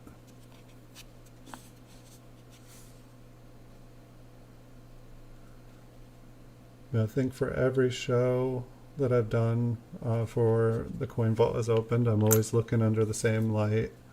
I guess, yeah, because usually it's nighttime. I was going to say, well, sometimes the light from the sun is different, but it's nighttime. So here we got a Liberty Air, just like a little die chip, little build up between the B and the E.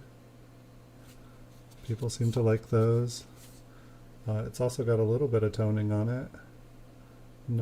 Not super, I'd say it's a brown coin, but it kind of has like a blue, kind of purple off tone to it, maybe, if that's a word.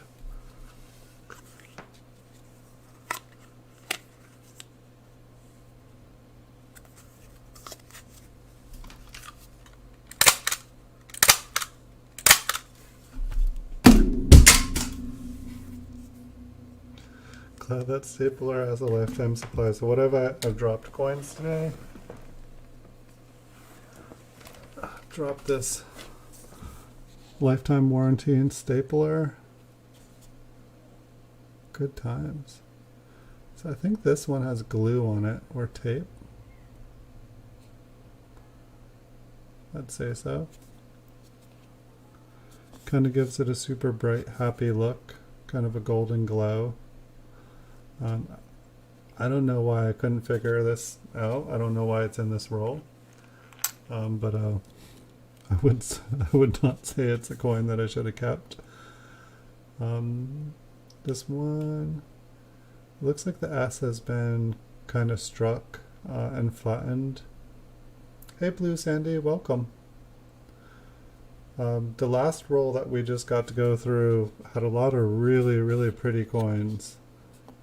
A lot of these ones there's a couple pretty ones in it, but it seems like more of the coins have been cleaned than not cleaned in this roll. It looks like there's been a couple errors. I'm thinking that a couple better errors are going to pop up on us. How's your night going, Blue Sandy?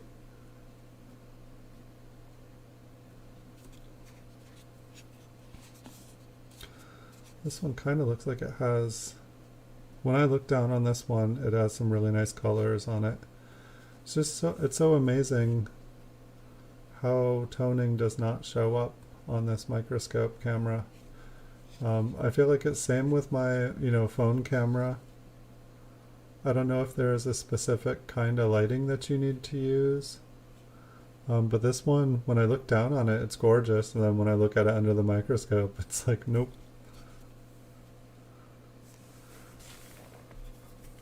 You know, it's like some of these are pretty enough that I'm flipping them because I don't want them to get more damaged, even though they're probably not. I'm pretty good, thanks for asking. I don't know, I had fun doing the stream last night and stayed up late, and it was just kind of one of those days where I was just still happy from being happy the day before. I got to join the 1936 proof mafia today. I won my first 1936 proof Lincoln cent last night, which I guess only like 3,000, I think what they made 3,800 proof sets in 1936, so there's only 3,800 people that can make a complete set, so I think that completed my set of proof wheat cents, if you don't count, you know, the ones from the teens, because they are kind of, you know, the 1936 was kind of out of my price range, but the ones from the teens, they're ridiculous. It's like, for the most part, like $200 is about as much as I can justify spending on one coin. You know, maybe if it was like a $5,000 coin and someone was offering it to me for like 500, I would be able to break the rule. But I can't, like, I mean, even for the 1936, it has environmental damage on it, but it's been graded by PCGS. I almost wish that I could have gone a little higher. There's a really beautiful tone 1936 for full price on eBay right now. It's got really pretty colors.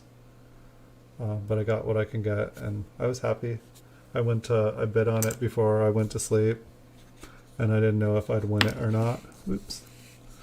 And I woke up and I'd won it. I was going to get up at 5 in the morning, but I was like, no, I've already done that like 3 times in the last week. Got up at 5 in the morning because some sleepyhead or someone who couldn't sleep is listing stuff at 5 in the morning.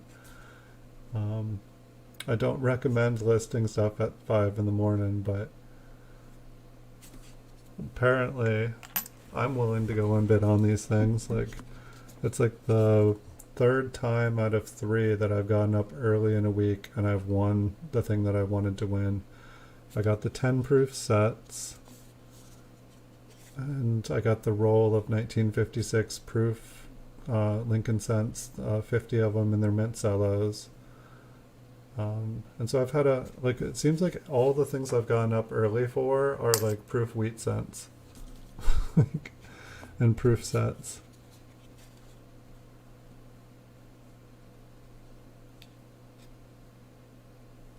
Yeah, this one's really pretty. Most of the right side is kind of a bright purple.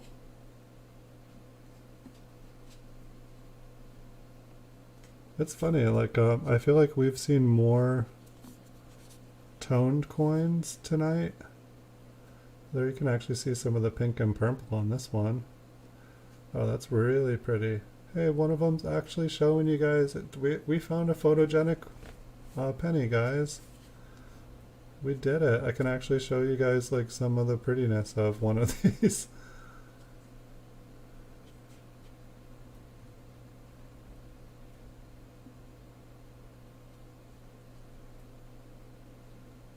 Oh good, I'm glad you got to see it. I mean, honestly, like, I feel like this one here is actually like showing more toning than like all the other ones showed combined. You know, I was able to see the toning, but I wasn't able to share it with you guys, which is sad. This one's going in a flip. This one made me happy. We'll see what the date is too. 19, I'll have to look. It looks like there's like dark purple toning over the date.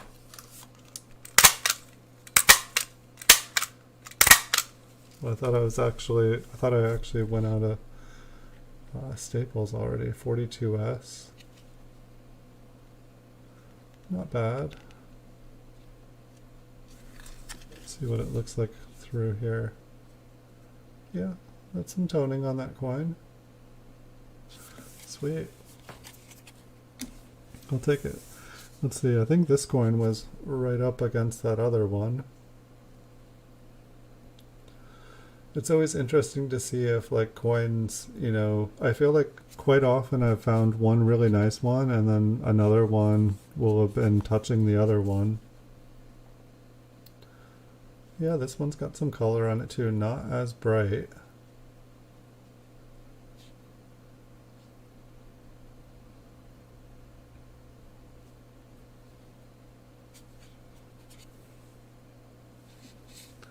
Not quite as bright.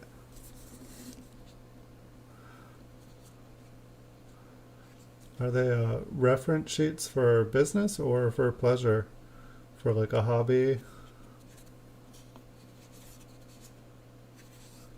I think this one has been cleaned. You can like see all the little lines going across. I like cleaned it with an ice pick. Like chipping away.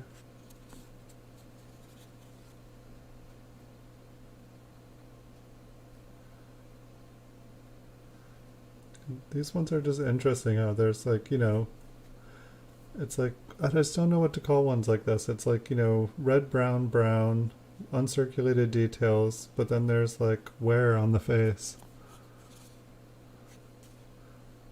And then it's like, you know, the reverse, it's like, looks pretty much uncirculated, but, you know, Lincoln had wear.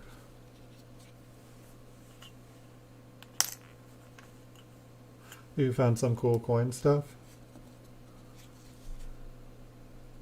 Whoa. I'm assuming this one's been cleaned too, but it's interesting. It's like almost like they like cleaned. Well, I guess that it goes out the other side. It kind of looked like it was just being cleaned, like they started from the inside and just cleaned out in all directions. It's like I've never seen someone clean that way before.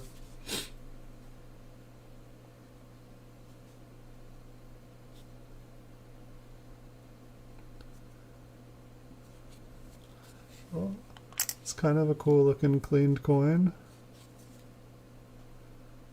53D. Looks like, kind of looks like it spent some time in water or something. Feel like I have some like mint cello coins that kind of look like this. There was just like a little bit of moisture or humidity got into the cello. Cuds R Us. Yeah, I've heard of that one. I want to find like I have two cuds that like it looks like kind of like a dolphin or like a shark. Like it's got like a fin that kind of comes up. It's like kind of like the body and then like a fin and then like the body kind of goes down. But it's like I found two of them and they look exactly the same. And I guess I thought that cuds were random. Like I didn't think that there would be like two of a kind. Like do cuds happen over and over again? Or are they just random and I found like two cuds that basically look exactly identical? This one looks like a struck through.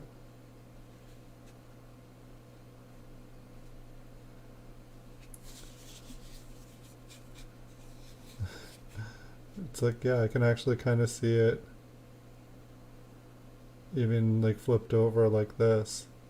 Like you can basically see like Lincoln's head. It was like so weird. Like the earlier in the stream, I think it was you, Blue Sandy, the other day that was like, "Is that a struck through?" And and I was like, I've never really been able to see those kind of things. Like everyone always points it out, and I'll need to like check it out. And but then the beginning of this stream, I was like, wait, is that a strike through? That looks like Lincoln's head? It kind of curves through the sea there. And now the second time in the stream, I feel like I'm seeing it again. It's weird, like, because like, is there any value to it, or is it just a sign of a really, really worn die? It's just, it's, you know, that's the thing about coins. It's like you look at coins, you look at millions of coins, and then you learn something new. And all of a sudden you see something you've never seen before, even though it was probably staring you right in the face the whole time.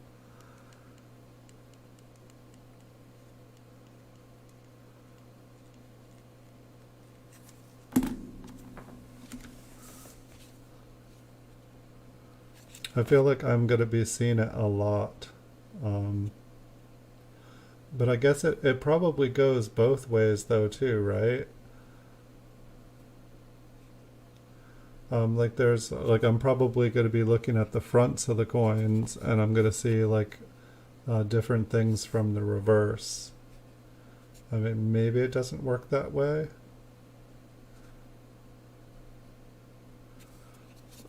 But I guess I can look up more examples. I tried to go and check out the, I believe it was you, Blue Sandy. I do apologize. I do talk to a lot of people on here, but I think you were recommending like that the ANA had made different videos and stuff. And I did go to their website and tried to check things out. It didn't look like my username. I think I let my pass or my account expire. I think I didn't get the lifetime supply. I think last time I got like a 5-year membership. And so I think I'll have to do, but I didn't see, I tried YouTubing it as well and I didn't see the videos on YouTube. And then I went to check out Ken Peavy's channel again and ended up watching him talk about coins and different, you know, different things that make the coins worth money for a little while, but then I had to go and I didn't get to finish that one. But it does look like his website is still up and there should be quite a few things I can learn from him. It's nice. It's nice. It's like he's still there. I mean, it's kind of interesting. Like it's like I was like going through, like I've made like 4,250 plus videos on here. And I was like looking at like the total hours and stuff, and I was like, how much of my life am I spending on here? But then when I was thinking about Ken, and I was realizing that like every hour that I spend on here, part of me is going to be on YouTube forever.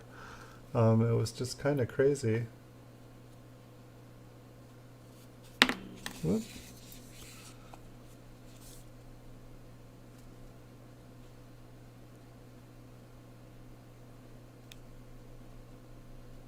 But I guess like a part of Ken will be with us always.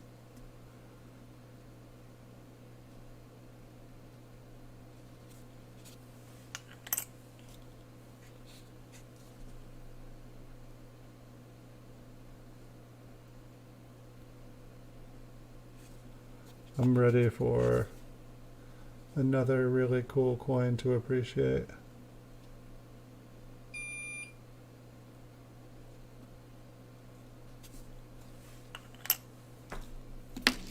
Like my printer was saying, you're not printing huge batches of shipping labels. I'm going to turn off now. It's like kind of cool to have a printer that if I don't use it for a while it turns off, because those things use a lot of juice. But I was super happy today. Like I guess it updated its drivers because all of a sudden I could start printing shipping labels. Like it's like I buy like shipping labels and there's 2 per sheet, and all of a sudden it'll allow me to print the whole label on 1/2. And so not only do I use half the amount of paper, but I use half the amount of ink. And it's gonna save me a bundle. Basically, it's like I'll have to buy printer ink half as many times, and my paper will last me twice as long. So really good deal.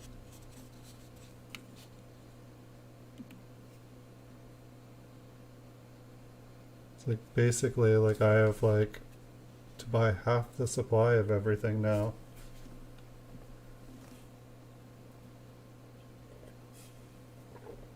I noticed that all my eBay listings are showing up on Google now, which they were not.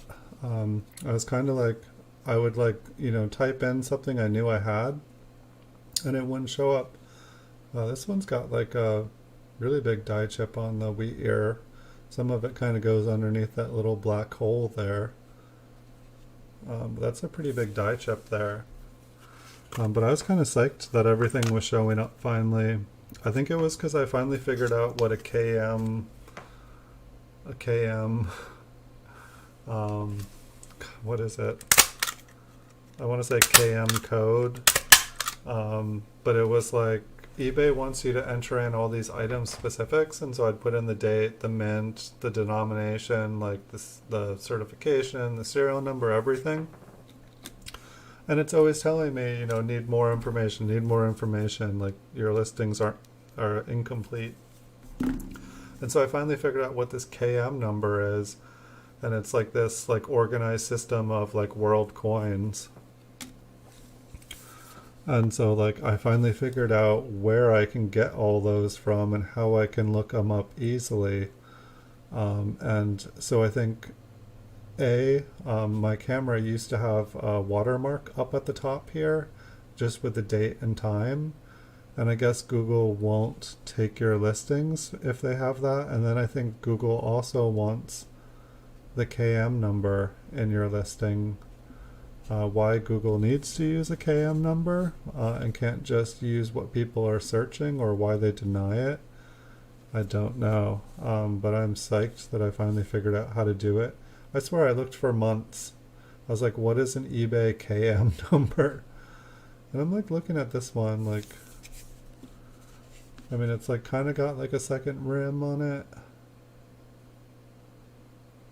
But yeah, when we get close, it just kind of makes it look more like it's damaged.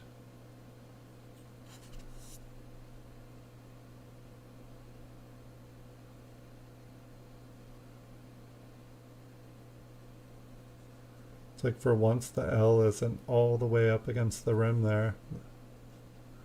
I feel like that never happens.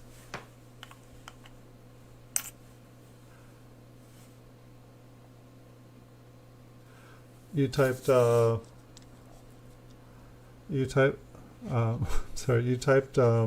strike through or CUDs on eBay, or you typed CUDs on eBay, or you typed CUDs on 1962 pennies and it took you to eBay, and then you saw a strike through on something we were just looking at.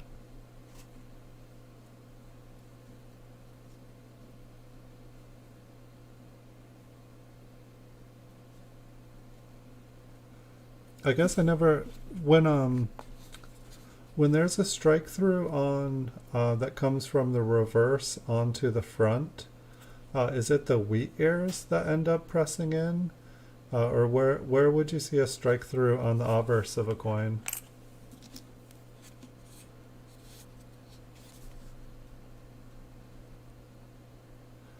Because I mean, like I definitely, sometimes I see like the 7, or like for example the last digit will be faint, or like the L and the I will be really faint. And so sometimes I feel like I'll be looking for what did that on the other side. A strike through on a 1962, and it brought you to eBay. Well, that means that eBay is doing something right, because I mean, hopefully there's a 1962 penny that's a strike through, and that's why it was bringing you there. But I'd definitely like to think that eBay is, sending people. I mean, that's what I found today when I was trying to do stuff. I was like, whoa, it's actually bringing me to my stuff. That's what I want to happen. That's what I've been trying to get to happen, but it never happens. This one's got some cool toning on it. I don't know, like, what always makes me feel suspect with toning is like, say how like it just abruptly stops there, and then like it's, a little bit here, a little bit there, and the color changes. It's like, I just don't know if that's natural. Like, it always makes me feel like something kind of settled on it. Kind of reminds me of like oil or something. But it looks like it has really nice details on the wheat ears. There's not a lot of damage, kind of a little nick on the end there. I think I might flip this one up. It is pretty. I mean, it kind of looks, is it turquoise? No, not turquoise. It's like a kind of shell.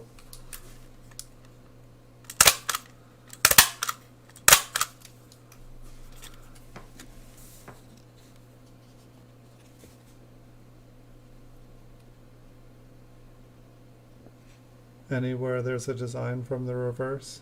Okay.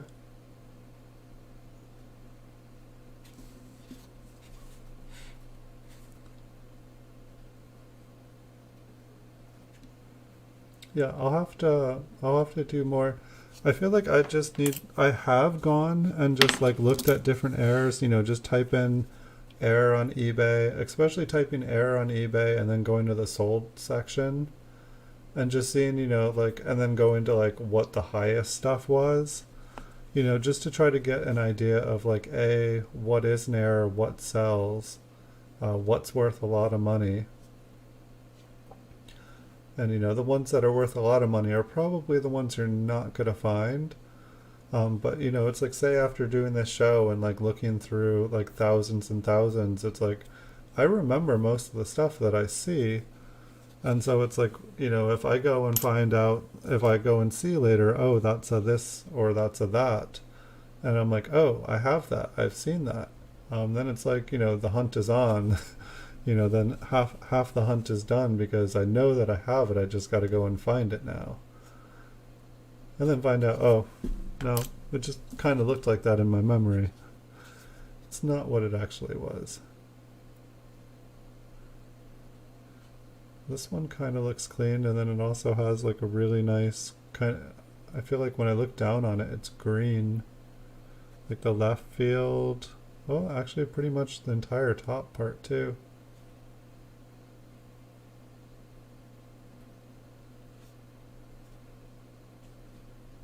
I mean, the fields look pretty good,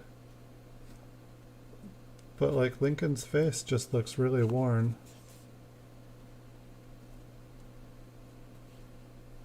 The wheat ears look pretty good. The left one looks like it's got a little wear. It's like that, and then that. Which one do you guys like?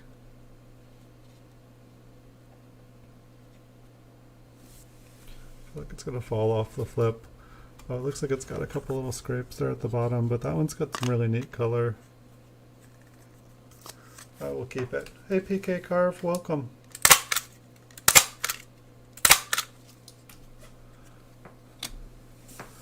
It's like, I just wish I knew how these coins would do in the flip. Wow. Yeah, this one has been cleaned and damaged and destroyed. This one needs to go in like a little, go back in a little paper sleeve and along with 49 ones just like it, and be handed to the bank with a little note saying, please destroy these pennies.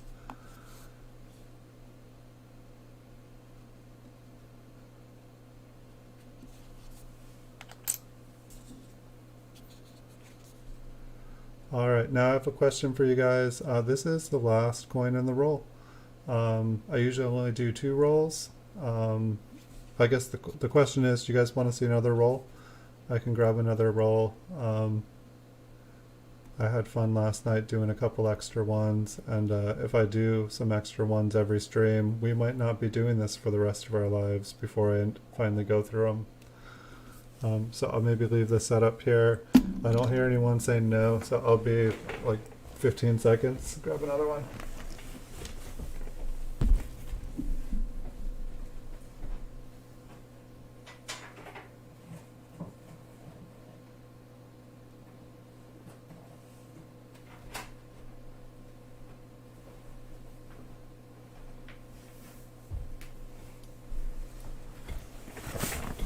What's that? You guys like the clouds when I'm gone better than when I'm here? Just kidding. Now that I mention it. Alright. So this one we got a K.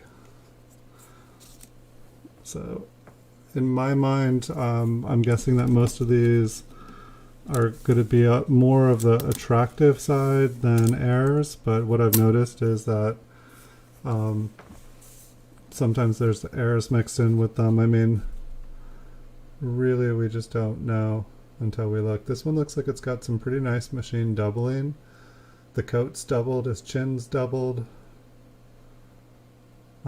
It's kind of got some toning going on.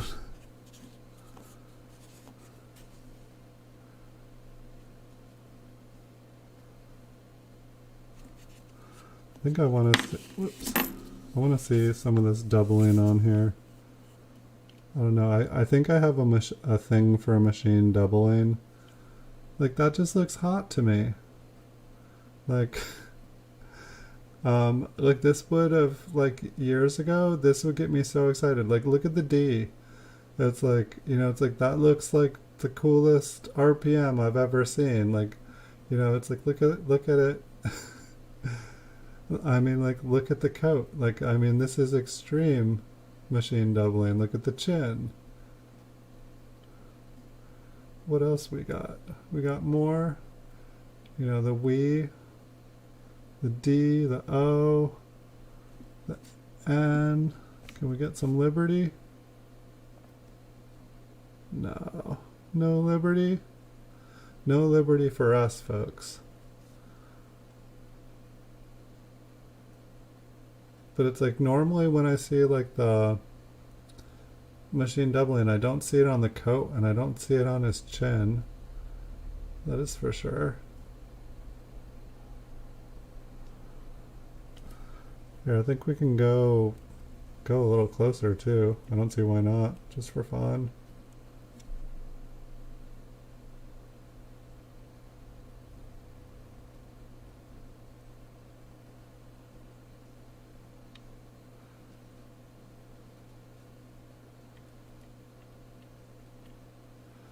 So I feel like, I don't know, I feel like this kind of looks like the other coin that I sent Chuck a photo of, where he said it was like eject doubling. Like, it's kind of like looks curved or scooped out. At least the mint mark does. Like, these ones here look a little flatter. I'm definitely keeping it. It's not going. I don't care if it's machine damage. I don't care if it's a damaged coin. I like it.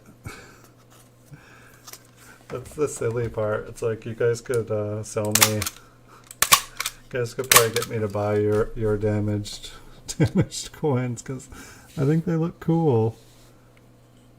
I guess it's because I don't, you know, it's like I don't ever find the 1955 double die. I don't find a 1972 double die. I don't find a 1969 S double die. And so, like, the coolest things I have to look at is machine doubling. And, you know, the double dies I do find, they're not that fun looking. You know, they're like, oh, cool, it's a little bit fatter. Yeah, I can see it's a little fatter.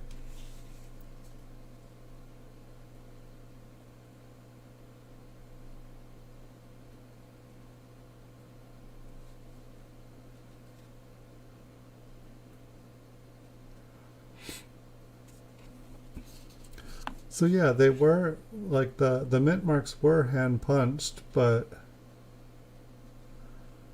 they were hand punched onto the dies, right? Like, they weren't like hand punched.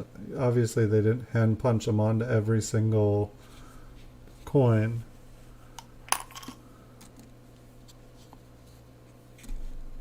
I feel like that happens to me too. Sorry, a bunch of dust. Um, I feel like when I actually think I found an RPM, then it's like, now, then I would notice, oh, everything's doubled. And I was like, okay, I guess it's not an RPM. Um, I feel like the focus is not, that's a little better. It was like the edges were focusing, but the rest of the coin wasn't focusing.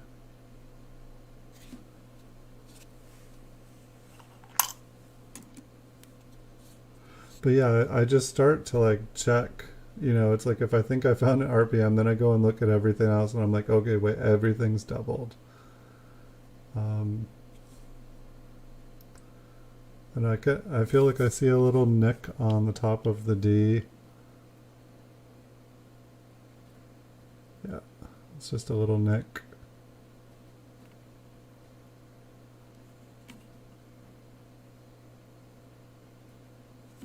Made me look.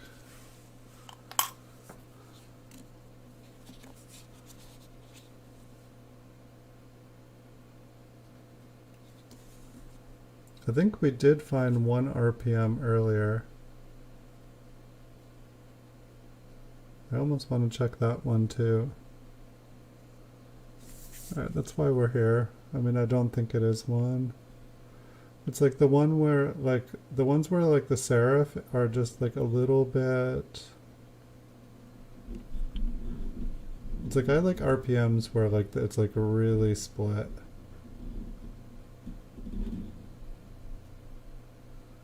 That kind of looks like it splits at the bottom. Is that just the color is darker?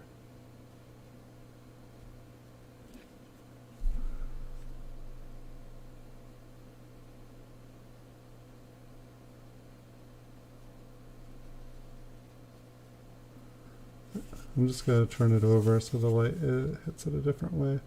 I think that does split at the bottom though. I don't know, what do you guys think? Is that just an optical illusion? Is there like a little black speckle there?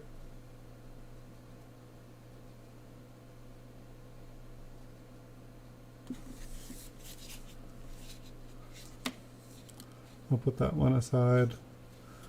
I'll wait till I hear your guys' thoughts. I feel like I almost see one on that. I mean, I do think I saw one on it.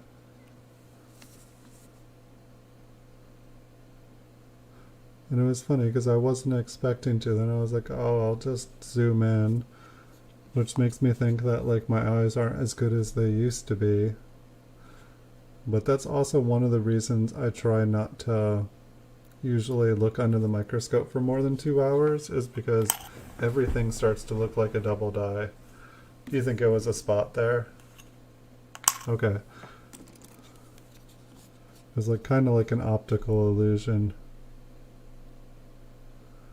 That one looks like it's been damaged on the bottom of the serif.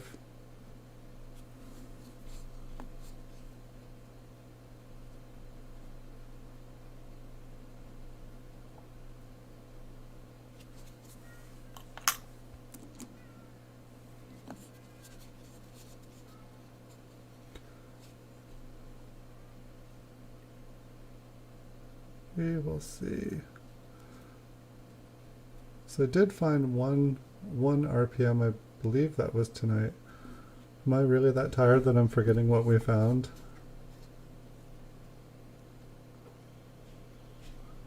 Is that a planchet flaw there? The rest of the coin looks pretty nice.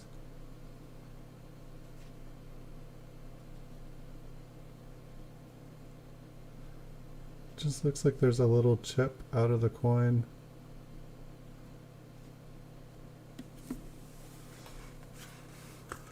Would you guys say that that's like a planchet flaw, or that that's like a lamination peel where like it peeled off? Or damage?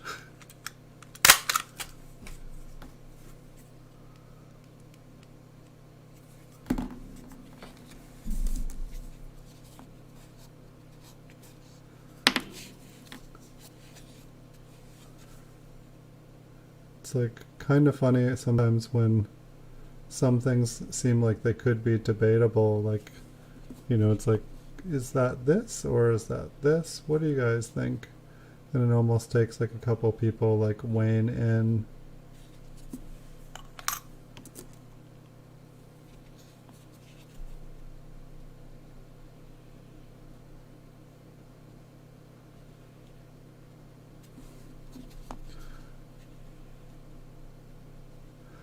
Does anyone have any thoughts about, so I got the 10 1958 proof mint sets. You know, I got them here, they arrived. I haven't opened the package, but the listing says that they're unopened. And I guess I was wanting to just kind of blindly send them in for fun. I know it sounds like an expensive fun, but kind of blindly send them in to get graded just to like see what, random coins, like if you just bought like 10 proof sets, like random ones that no one's ever looked at, what they'll come back graded as. So I guess I didn't know if there was, I figured it'd be fun to open them on the channel, but I didn't know, I guess, if there was any advantage to having them be sent to PCGS unsealed, or I'm sorry, sealed. Like if there's any advantage somehow to having them be sealed when they're sent to them. Because as far as I understand, they'll just destroy all the packaging when you send it.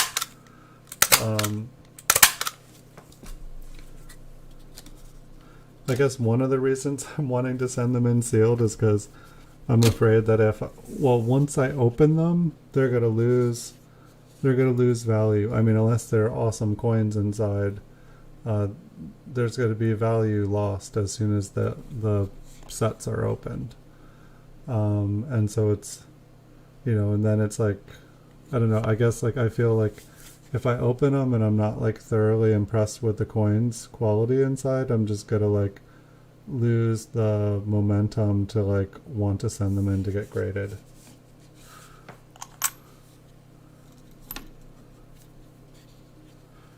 And I don't know. I mean, it's like I feel like there's two things. Like opening them on stream could be really fun, especially I've never opened a proof mint set from the 50s before.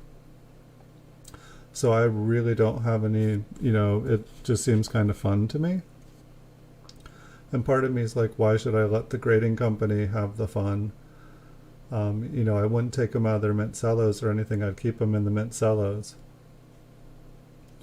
But it seems like it would make a fun stream opening those up and kind of like, like, I don't know, on a Friday night, I could like open them all up and we could have a good time. And then, we could send them in and find out what they all graded for. I guess I'm just afraid that they will all look lousy. And then, I don't know. But I've never opened an unopened one before. The envelopes look like they're in pretty good condition.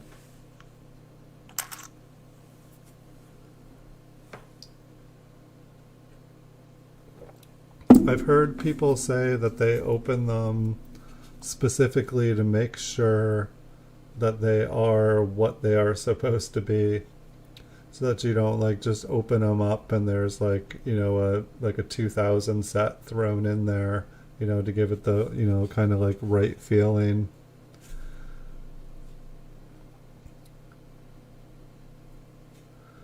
Because, yeah, I guess it would be kind of like how if you don't open it, it would be how do you know what you sent in? You wouldn't recognize the coins.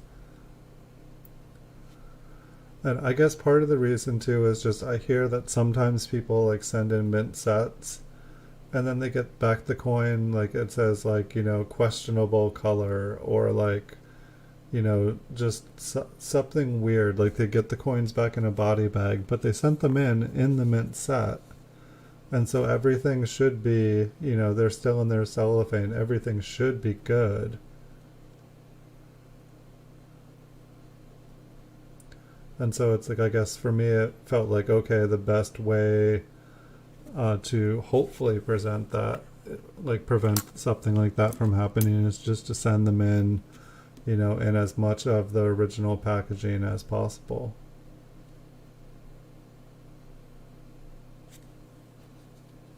I could try one. Well, I'm gonna do like a bulk. I've been saving up. I'm almost to the point where I can do a bulk grading.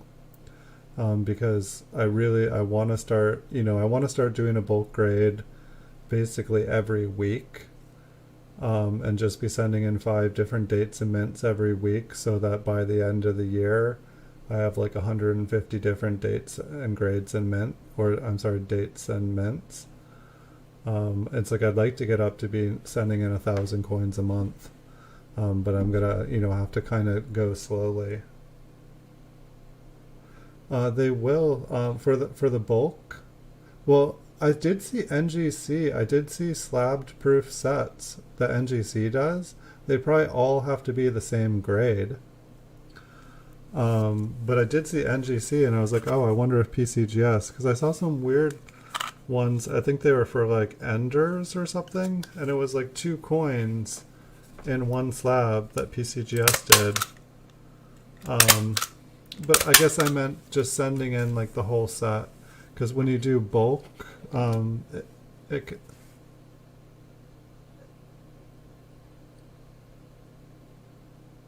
sorry, some animal noise I don't recognize.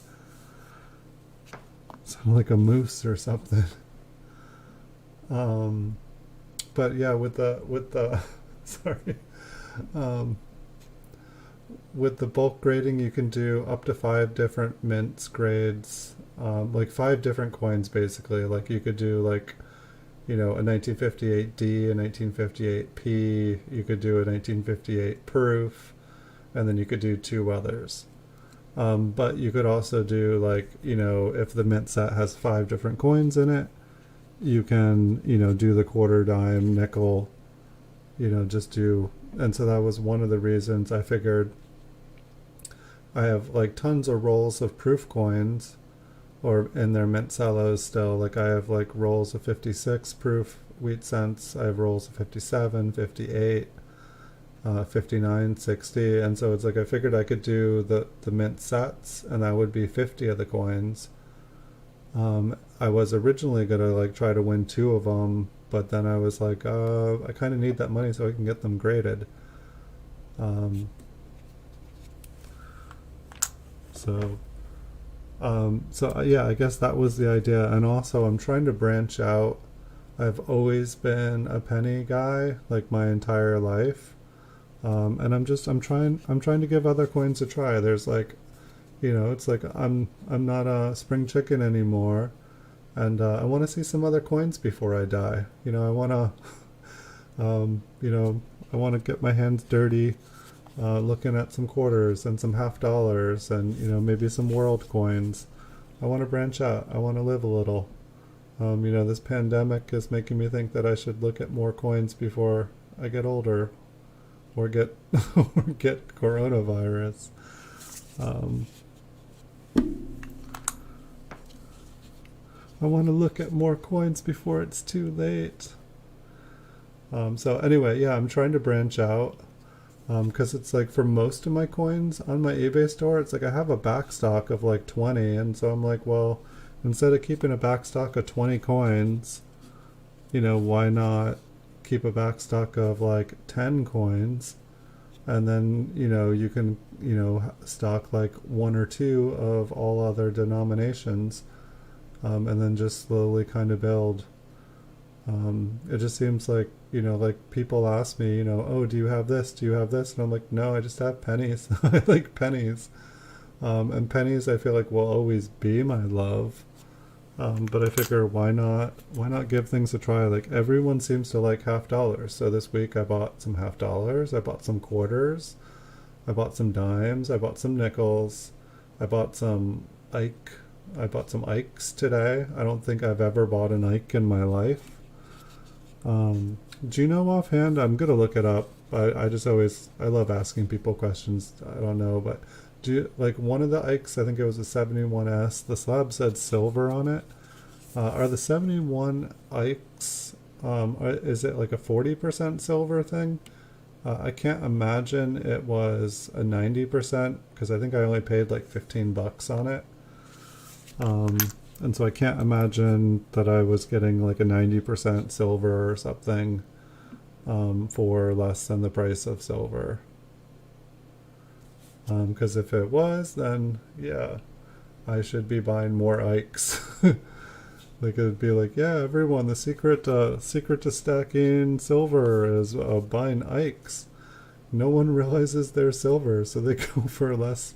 Not all of them, I think, are silver. Just a couple of the dates, or maybe just some of the proofs, or maybe all the proofs. I don't know.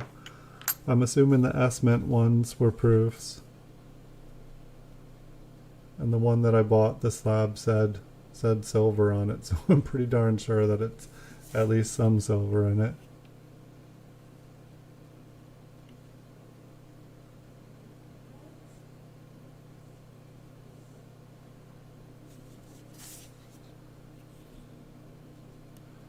So yeah, I'm trying to branch out a little bit.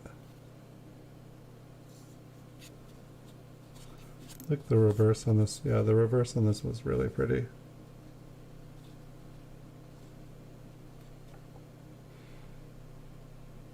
I've also been buying just like randomly, like just really pretty toned coins, which I feel like I should be kind of staying away from. I think it was because I had a couple really nice toned coins and like they sold. And so I'm justifying buying the new ones with that I had some really nice ones and they sold, so I'm replacing them. But yeah, and then I've also been buying a lot of ungraded stuff, which basically like I feel like ungraded stuff, I have a hard time selling it because I don't know exactly what it is. You know, I mean, I know what it is, but like I don't know if it's a 64 or a 65. And I don't know. Maybe it doesn't matter. Maybe you just take a good photo of it and let someone else decide if they want to pay whatever you're charging for it.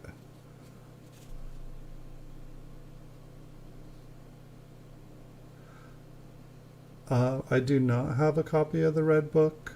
I used to when I was younger. I always felt like a bunch of the prices were kind of like they just didn't keep up. You know, like the prices were kind of like last year's prices. I mean, I kind of feel the same way about NGC's prices. Like some of the stuff, you know, stays consistent, you know, for years.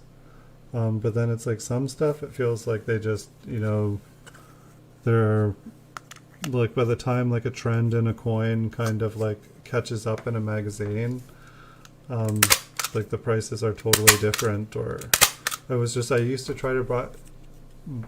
to try to use them to buy stuff with, and the stuff I really wanted, I would always get outbid on, or like the prices would always be too much.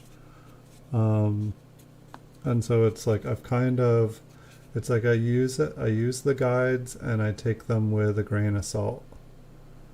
You know, it's like okay, that's what it should be. Hey, Paul Hampton, welcome. Or for the pictures, not the prices.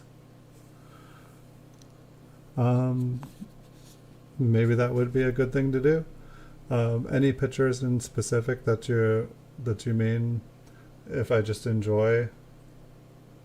I have a lot of books I still need. Like I have John Wexler's up here, and I've got Walter Breen's book up here. I don't know. I need to break a leg or something and just be like bedridden for a month so I can just read some books. But my life, you know, it's like I know I'm here, but it's like I go all day long, and I've just been trying to do stuff extra fast during the day so that I can actually be here, being able to look through coins and relax. And it's not really my job, it's more just for fun. But it's like I feel like I feel like my work and fun and stuff, everything's connected these days. There's no one or the other, but that's why I've tried to make my work something that I love doing. Because really I could look at coins all day long. It just makes me happy.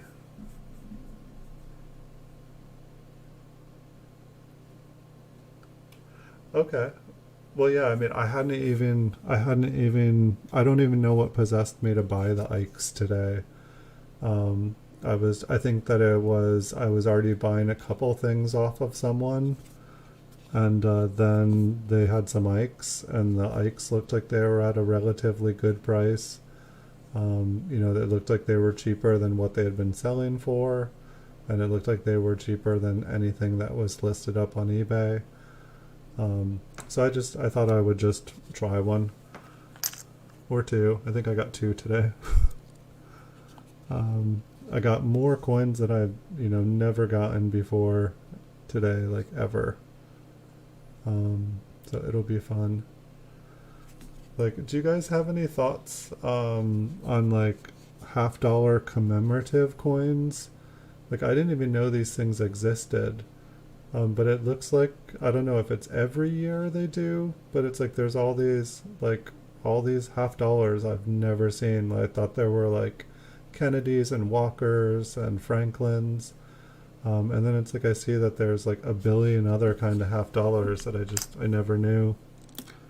I didn't know if you guys had any opinions on them, if you guys like them, if you guys own any, if you guys think they're awesome, if you guys think that they're just, yeah, they're okay. I don't have any coin friends. I don't have any, I guess I do now, now that I'm on YouTube. But it's like in person, I don't have anybody to talk coins to, so that's why I just kind of throw out random questions, because I'm just interested what other people think.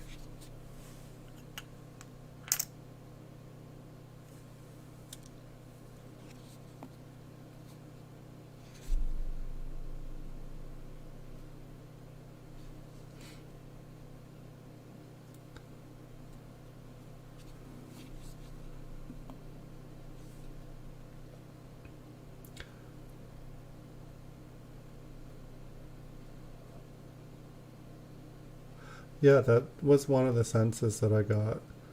Um, that was actually one thing that was kind of struck me today is like, I always thought that there were, I knew that there were dimes and nickels and quarters and everything, obviously. But I was kind of blown back at like kind of how pricey, and just, I don't know if it's just because of the way that the market is right now. But I thought that there was a lot more different coins available for better prices. And when I started to look at all the prices of the coins and just what was available, I was kind of shocked at how little how of everything there was for dimes and nickels and quarters and $50. Like the bidding felt really competitive compared to the pennies.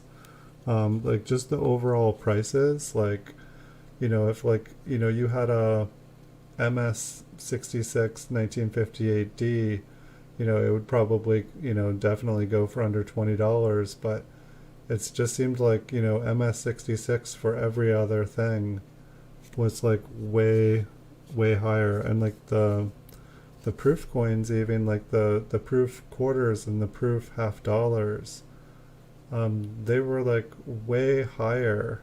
I don't know if it's just harder to get because the coins are larger and there's more things that can go wrong.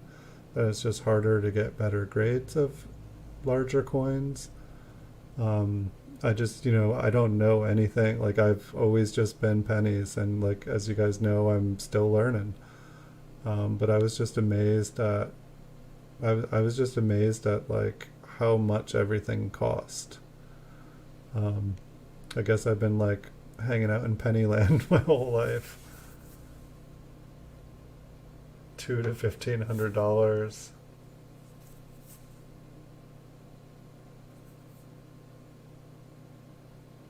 I'm in the West Coast. I'm in California, if you were asking me. I'm up in very, very northern California, far, far away from all the coin shows and all the coin stores. But what I don't have in coins, they make up for in redwoods here. Got lots of redwoods. We got ocean, we got beaches for miles.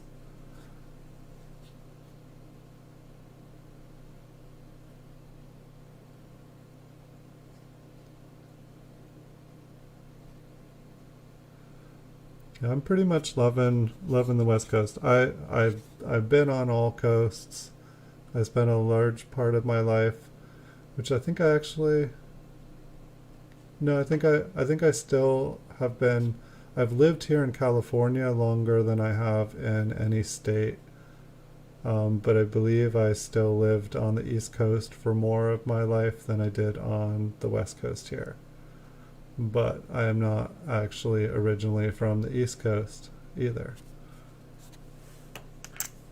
So I'm kind of been around the United States a bit.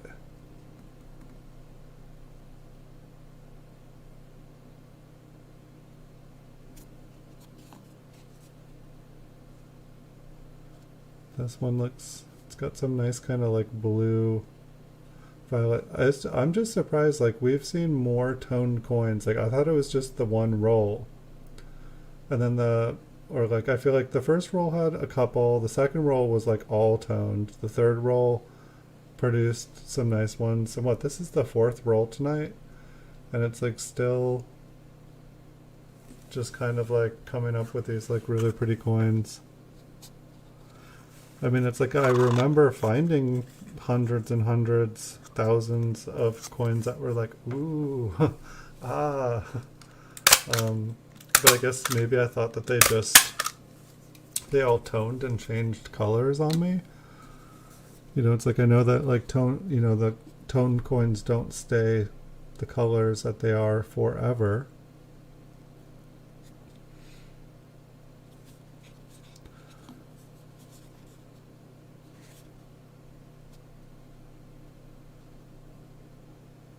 It's like funny though, like today I was trying to like go through all the auctions for all US coins graded by PCGS.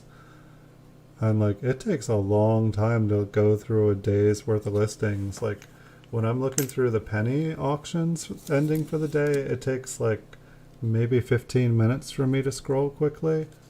And maybe it's because I don't know, I keep stopping and looking at things. I'm like, oh, what's that? Or, oh, is that a good price? I don't know. While with the pennies, like it's like as far as like, like grades and like values, I know what all that is, but it's just, all the intricacies of varieties and all the uniquenesses of every different date and mint. There's still a lot I can learn there, like price guides and stuff. I feel like I'm really good at.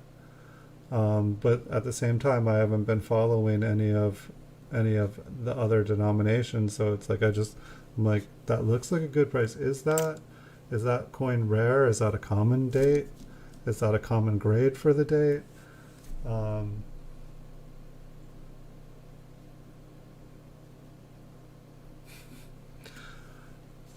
Yeah, I've been sleeping less lately. I don't know what it is. Midnight is usually when I try to be like, nope, gotta go to sleep. I usually have a better day if I get to sleep before midnight. So I think this will be my last roll. We still got a couple more coins here at least. But I think, I'm doing, tonight's a bonus stream. Normally I only do 2 rolls. We're on our 4th. Hopefully we'll find something really, really cool before the end here.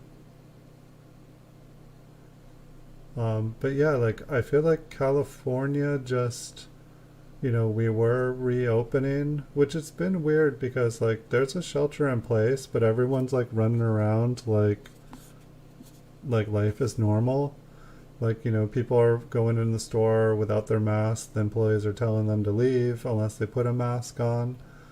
It's like the town I'm in is like surrounded, by like a billion tourists. And I'm like, I thought it was like essential travel earlier. And it's like a bunch of girls like, we're on a road trip from Florida. Like, yeah, we're touring the whole US. And, they're not wearing masks. And it's just like, I don't get it. It's like, are we in the middle of a pandemic sheltering in place? Or is it like time to like party and like spread plague everywhere? I don't get it. It's only 11:38 here. I can still go to the end of this roll. But it does look like I don't think there's anything stopping me from doing a bonus stream tomorrow. I usually never know until about 5 or 6, but if I don't know anything, usually by noon I try to set up another stream. Just because I figure nobody's going to come if I don't let people know that there's a stream with at least a few hours of warning. I wish I could just schedule every day. I wish I could do morning streams again, but until this pandemic's over, I don't have like a quiet space to do it. So this one has really nice, there's, I guess there's a little mark there. This is a nice looking coin.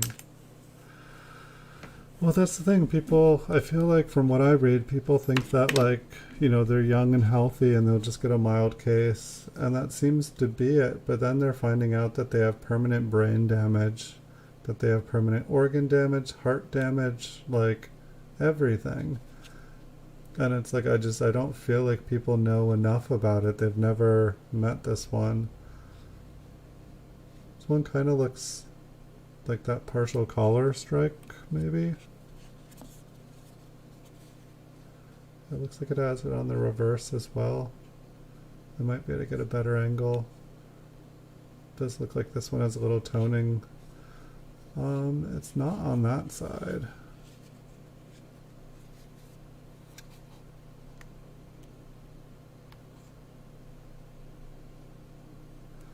I always think the coins look cool when you like see them on an angle like this, like when you can actually see how high up the lettering is. That almost looks like a different language at that angle.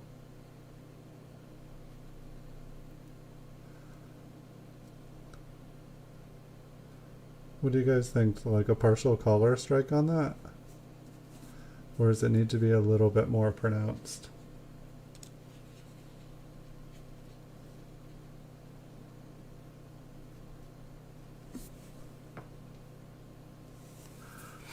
I'm sheltering in place. I'm waiting for this madness to end.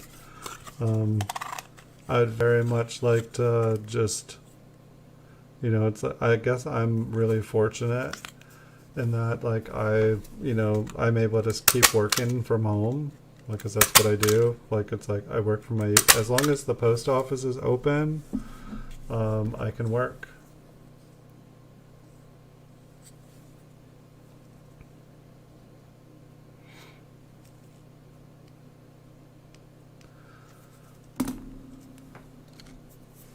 But it's like, yeah, it seems like it would be really fun to go to a coin show. I should put that on my bucket list for when and if life ever goes back to normal.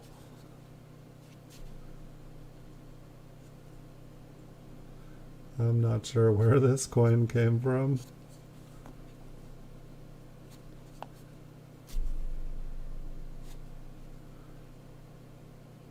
I'm like, why? Why is this in here? The edge erosion, maybe?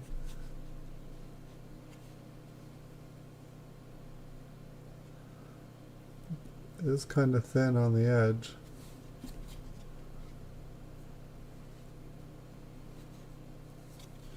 That's the best thing I could think of. I feel like a flea market with a couple like coin tables, that's probably like the most people doing coin things I've ever seen. But it's like, unfortunately, all the places I've ever gone, it's, that would be the thing with like the Red Book or something. Like as a kid, like, going into a coin store, I'd use like a Red Book. It would probably be a couple years old. And like then everything that the person in the store was selling would be like 2-3 times the price of the Red Book, and it would be like there was no room to negotiate. It just didn't quite feel right.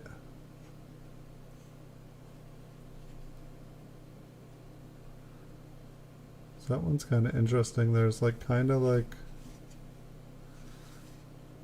it kind of drops off on most of it, but then there's like one part that's like a little bit higher.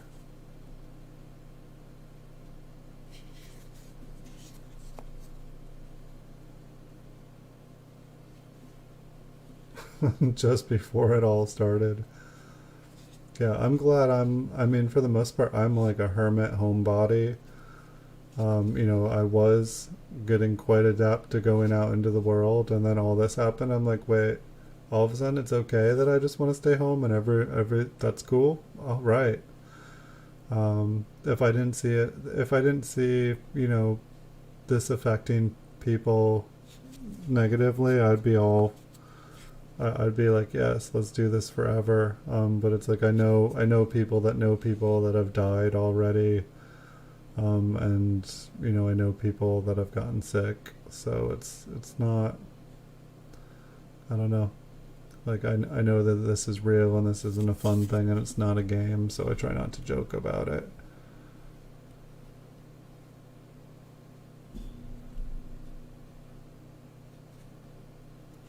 I know. Like, would this be considered a cud or is it just like a messed up rim? Little notch on the bottom of the N. Maybe it's a scratch.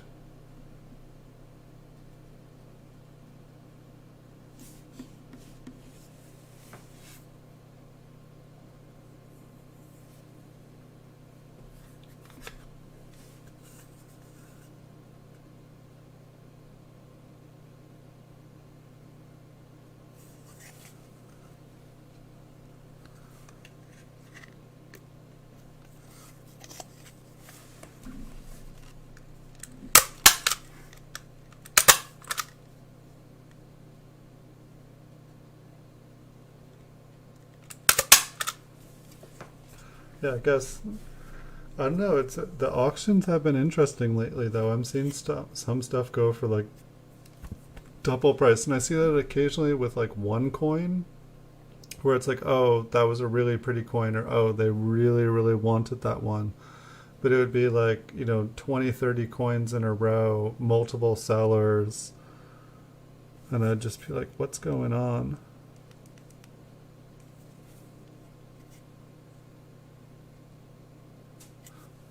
I bet you're glad you're not in a nursing home. Like I worked in a nursing home for a while. I'm like, it's a super rewarding job.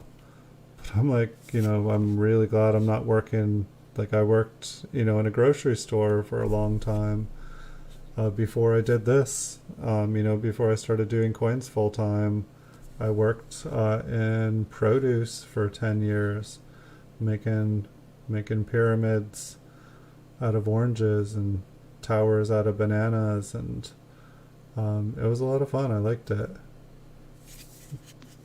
But right now, I'm definitely glad I'm not like in a grocery store working with people just not even caring.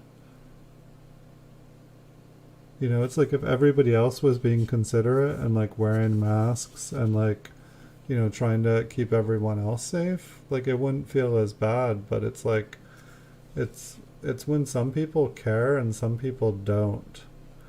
And I mean, I feel like that's the only reason that everything is like this in this country right now, is because only half the country is taking all of this seriously. Like, it's not, it's just people are doing whatever they want. They don't care.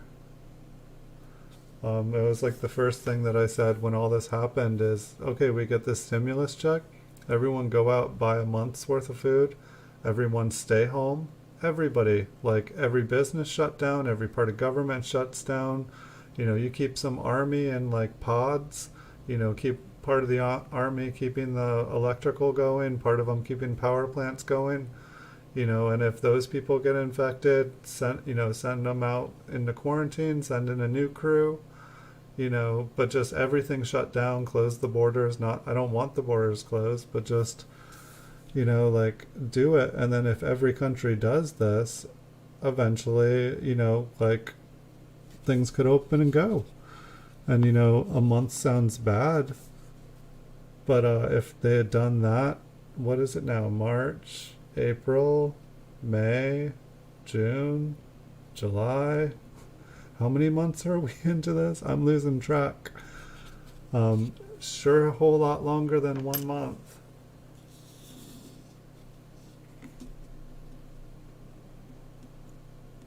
Well, technically it started in, well, that's where they discovered the first cases. But then I feel like they found out that there were a bunch of cases in California. There was, basically it was like here last November. It was like here already circulating months before they told us it was here. I think basically they had tests that they had taken, and then they were able to like confirm, or they like did took tests from people in the morgues that had died from other things, or they didn't know what they died from. But it sounded like people were dying from this like a long time before. I mean, I'm almost thinking that like around last January, February, I think I had it. Like if you guys go back and look at my streams like in like January, like I could like barely, like I had a dry cough, like no anything but like a cough. Like I don't even think I was able to stream. I think I had to stop streaming, and I could barely make my like minute 2 minute long things without coughing, but there was no phlegm. My nose wasn't running. Like, and I was just like, I looked like this. It was awful. It was like 5 weeks. It was just like I kept thinking I was going to get better and kept, and then it's like, I was just like, oh, and then like a week before they shut down everything here, I was like, finally better. And I was like, thank goodness I'm better. I'm like, I was like, if I got this and that, I probably would die. And then I'm hearing, oh yeah, it was already here. I'm like, oh, I wonder if I already had that. But even if I already had it, I hear people get it multiple times, and whatever I had wasn't fun, so I don't want to get that again. Good times. So this is the last coin here. I really need to get all these other proof coins and all these Menzellos unpacked. So I believe I will be doing another bonus stream tomorrow. If you guys want to join, you guys are all welcome to. And maybe I'll surprise you guys with some Menzellos. I think I'm maybe going to just try to switch up where I have scheduled days where I'm doing the coin vault has opened. Or like just because I feel like I kind of switch back and forth, and I want to make sure that like people kind of know what to expect when I do, when I'm gonna do a stream. Just because I feel like sometimes I'll do a bunch of Menzellos, and everybody that's been hanging out for a coin vault, they'll disappear, and then kind of vice versa. So I think I might do like kind of a schedule of things in the future. Maybe do coin vault on my normal days, and then do the other ones as bonuses. I'm not sure, but they have like, if I could show you guys like the like mountain, it's getting ridiculous. I need to like organize all these packages that came in, and we can have some fun looking through coins. But anybody who hasn't joined the giveaways yet, there are 3 giveaways in the description at the bottom of the video. They don't require anything but going to Instagram, Facebook, and YouTube through the gleam.io website. It's a gleam.io is a site that's dedicated to making sweepstakes and giveaways fair. So they choose the winner, and then I think they post it and let me know who it is, so that I can send them money. So there's 2 $5 and a $10 prize. I think I'm going to do another $10, but I'm going to gradually make these bigger. Because the channel seems to be growing, and I think I will be able to afford to keep going bigger, make things funner, and then maybe I can start buying awesome coins instead of giving away cash. Since everyone here enjoys looking at coins, I imagine that you guys enjoy winning coins too. So maybe I can start buying awesome stuff to give away as prizes in the future.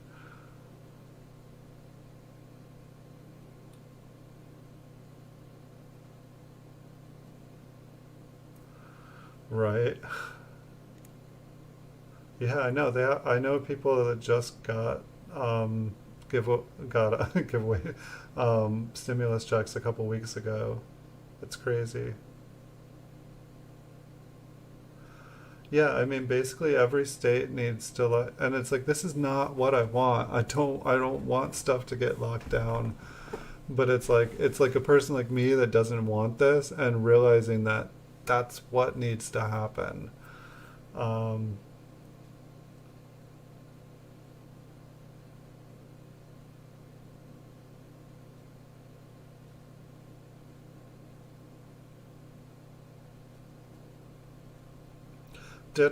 Does Chuck give out coins on Gleam?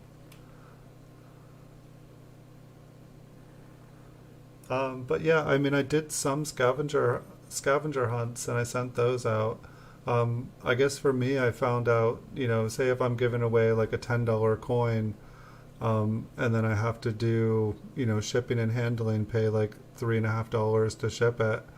I can give out $10, and it's like the person can pick any coin they want, and then they don't lose on the shipping, or I don't pay even more. But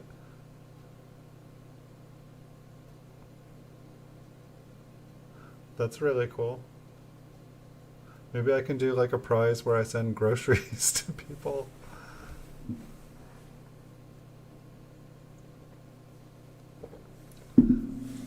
But it's like I have like so many people that have come on the channel have like taught me so much. Like I feel like Paul, like you've taught me a bunch. Like Blue Sandy here has been like helping me out, and that's been one of the coolest parts about doing these shows. Is like I'm able to pass on the like little bit of stuff that I know, but like really, I feel like more people have been teaching me and helping me, and it's really appreciated. Like I really enjoy learning. So thank you guys.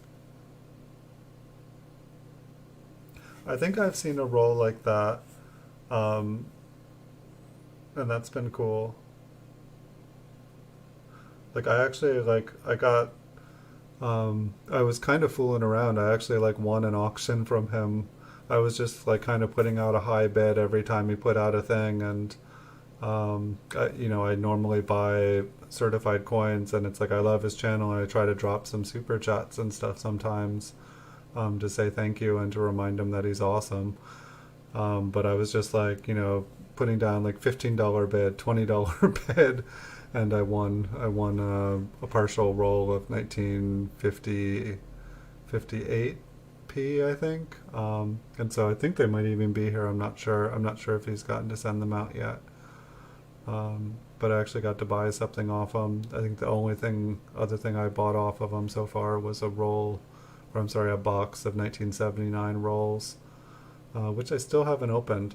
So sometime I can do a show. I've got a whole roll of BU 1979s that Chuck sent me. And then I have a whole bag of 1979 pennies that I started to go through. They all have like aqua blue and purple spots on them. And then I just got a bunch more 1979 mint cellos as well. I think one of the things I wanted to do was like open 3 rolls of like 1979, and then open 3 rolls from the bag, and then like open 3 rolls of like worth of mint cellos, and then like compare and see, okay, which ones had the best quality coins in them, like did they all have the same issues with them. Just kind of do like a comparative, like, okay, if you're looking for high grade coins, which one is the best one to go from. And I feel like after, like Chuck was saying, he would go for mint sets, but then it's hard because they've been picked over, they've been opened, people can see them. Um, oh yeah, I think I saw one for the 2020 or 2019. But yeah, I think I missed. I think he had a stream today and I missed it. I think he said that I think he's getting ready for his move. So I think he was saying that he's going to be off for a couple weeks. So I should probably make sure to get my fix in, um, and check out what he's doing before he moves. Because I'm sure when he moves, it's going to kind of like, not only is moving, but then it's just getting everything in order. He's probably going to be off for a couple weeks. Um, but it's almost midnight here. I should get going. Thank you guys so much for joining me tonight. It's been a lot of fun. I wish you guys good nights. So thank you, Blue Sandy. Thank you, Paul Hampton. Thank you, Logan. Thank you, Andrew. Thank you, Make America Great Again. Am I missing anybody? I feel like I am.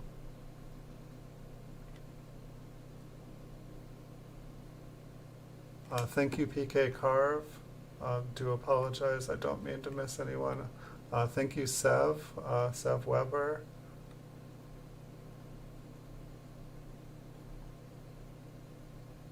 And thank you, Numismatic Sam. And Jimmy Lacari. Jeez. And thank you, everyone who's been lurking. I do appreciate you guys.